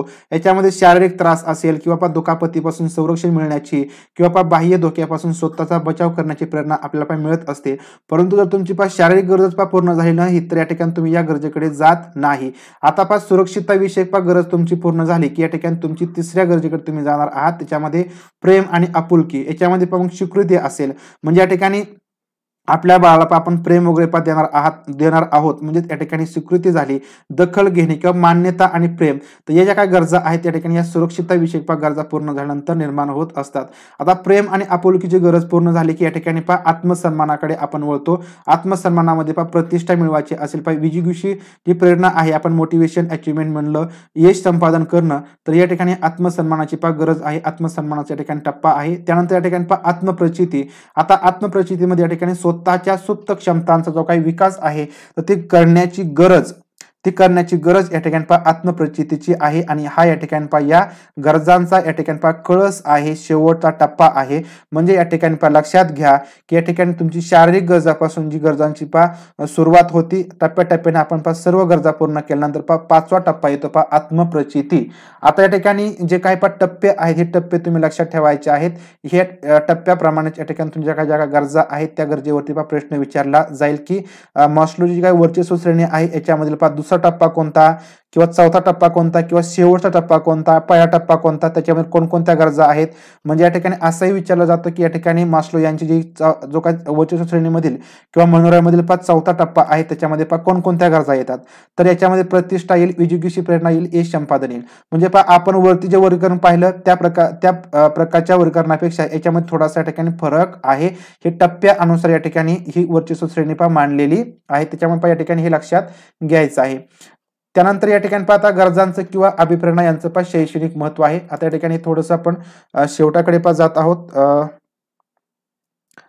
आणि या ठिकाणी थोडासा उशीर पण होतोय. तर या ठिकाणी पहा गरजांचं किंवा अभिप्रेरणा यांचं पण शैक्षणिक महत्व. त्या ठिकाणी आपण फक्त थोडंसं एवढं महत्व पाहूया आणि त्यानंतर जे काही पहा क्वेश्चन आहे क्वेश्चन आपल्याला पाहायचे होते, परंतु आपण पहा क्वेश्चन उद्याच्या किंवा पुढल्या ज्या लेक्चर होईल त्यावेळेस आपण पाहूया. तर पहा शाळेने अध्ययनार्थ्याच्या मूलभूत गरजा पूर्ण करण्याची जबाबदारी या ठिकाणी पहा स्वीकारली पाहिजे. म्हणजे या ठिकाणी सुरुवातीला आपल्या ज्या काही विद्यार्थ्यांच्या गरजा आहेत ते पहा गरजा पूर्ण करण्याची जबाबदारी एक शाळेने स्वीकारली पाहिजे. अध्ययनार्थ्यांना सुरक्षितता उपलब्ध करून दिली पाहिजे. सुरक्षेविषयक गरजेमध्ये येतात तर या सर्व गरजा सुरक्षिततेची उपलब्धता करून दिली पाहिजे. विद्यार्थ्यांना आवडीनुसार अभ्यासक्रम निवडीचं पहा स्वातंत्र्य दिलं पाहिजे. या ठिकाणी जी काही अभिरुची वगैरे असेल तर त्याच्यामध्ये या ठिकाणी विद्यार्थ्यांना आवडीनुसार अभ्यासक्रम निवडीचं स्वातंत्र्य दिलं पाहिजे. शालेय उपक्रमातून सौंदर्य कसं शोधायचं, त्याचा आस्वाद कसा घ्यायचा त्या ठिकाणी विद्यार्थ्यांना आपण शिकवायचं आहे. शिक्षकांनी विद्यार्थ्यांना प्रोत्साहित करायचं आहे. प्रोत्साहित करणं सुद्धा या ठिकाणी एक प्रेरणा आहे. शिक्षकांनी अध्ययनार्थ्यांना विविध व्यवसायांची माहिती दिली पाहिजे. जे काही विविध व्यवसाय आहे त्या व्यवसायांची माहिती दिली पाहिजे. कदाचित आपण जे काही माहिती देणार आहोत वेगवेगळ्या व्यवसायांची तर त्या व्यवसायांच्या माहितीमधून एखादा विद्यार्थी मोटिवेट होऊ शकतो आणि त्याला प्रेरणा मिळाली की त्या ठिकाणी तो काय करू शकतो, त्या व्यवसायामध्ये पारंगत होऊ शकतो. म्हणून शिक्षकांनी काय करायचं, अध्ययनार्थ्यांना विविध व्यवसायांची माहिती द्यायची आहे. विद्यार्थ्यांशी सहानुभूतीने व प्रेमाने वागायचं आहे. विद्यार्थ्यांशी सहानुभूतीने आणि प्रेमाने वागायचं आहे. विद्यार्थ्यांच्या गुणांची योग्य प्रमाणात आपण कौतुक करायचं आहे आणि मुलांमध्ये भेदभाव करायचे नाहीत. तर अशा प्रकारे या ठिकाणी आपल्याला काय सांगता येतील, जे प्रेरणा आहे किंवा गरजा आहे त्यांचं शैक्षणिक महत्व सांगता येणार आहे.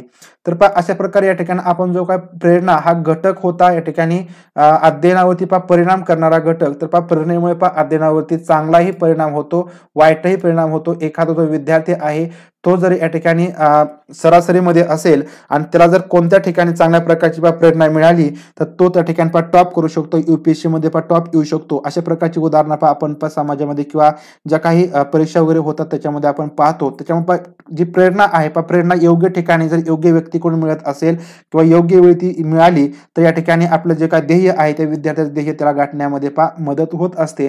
म्हणून या ठिकाणी अध्ययनामध्ये जी प्रेरणा आहे प्रेरणा खूप महत्वाची आहे. आपल्या जीवनामध्ये सुद्धा प्रेरणा या ठिकाणी खूप महत्वाचं रोल आहे तो या ठिकाणी सांभाळत असतो. तर अशा प्रकारे या ठिकाणी उशीर झालेला आहे. आपण प्रश्न पाहणार होतो, प्रश्न काढलेले होते, परंतु या ठिकाणी थोडासा उशीर झाल्यामुळे आपण या ठिकाणी जो काही पुढला घटक असेल त्यावेळेस आपण या प्रेरणा भागावरती जे प्रश्न आहेत ते आपण पाहूयात. त्याच्यामुळे या ठिकाणी प्रेरणेचा जो काही हा व्हिडिओ आहे तो या ठिकाणी तुम्ही व्यवस्थित समजून घेतलेला असेल अशा ठिकाणी अपेक्षा आहे. आपण पुढील याच्यावरती प्रश्न पाहूया आणि पुढचा जो काही घटक आहे किंवा प्रेरणावरती परिणाम किंवा अध्ययनावरती परिणाम करणारे घटक आहेत ते सुद्धा आपण घेऊया.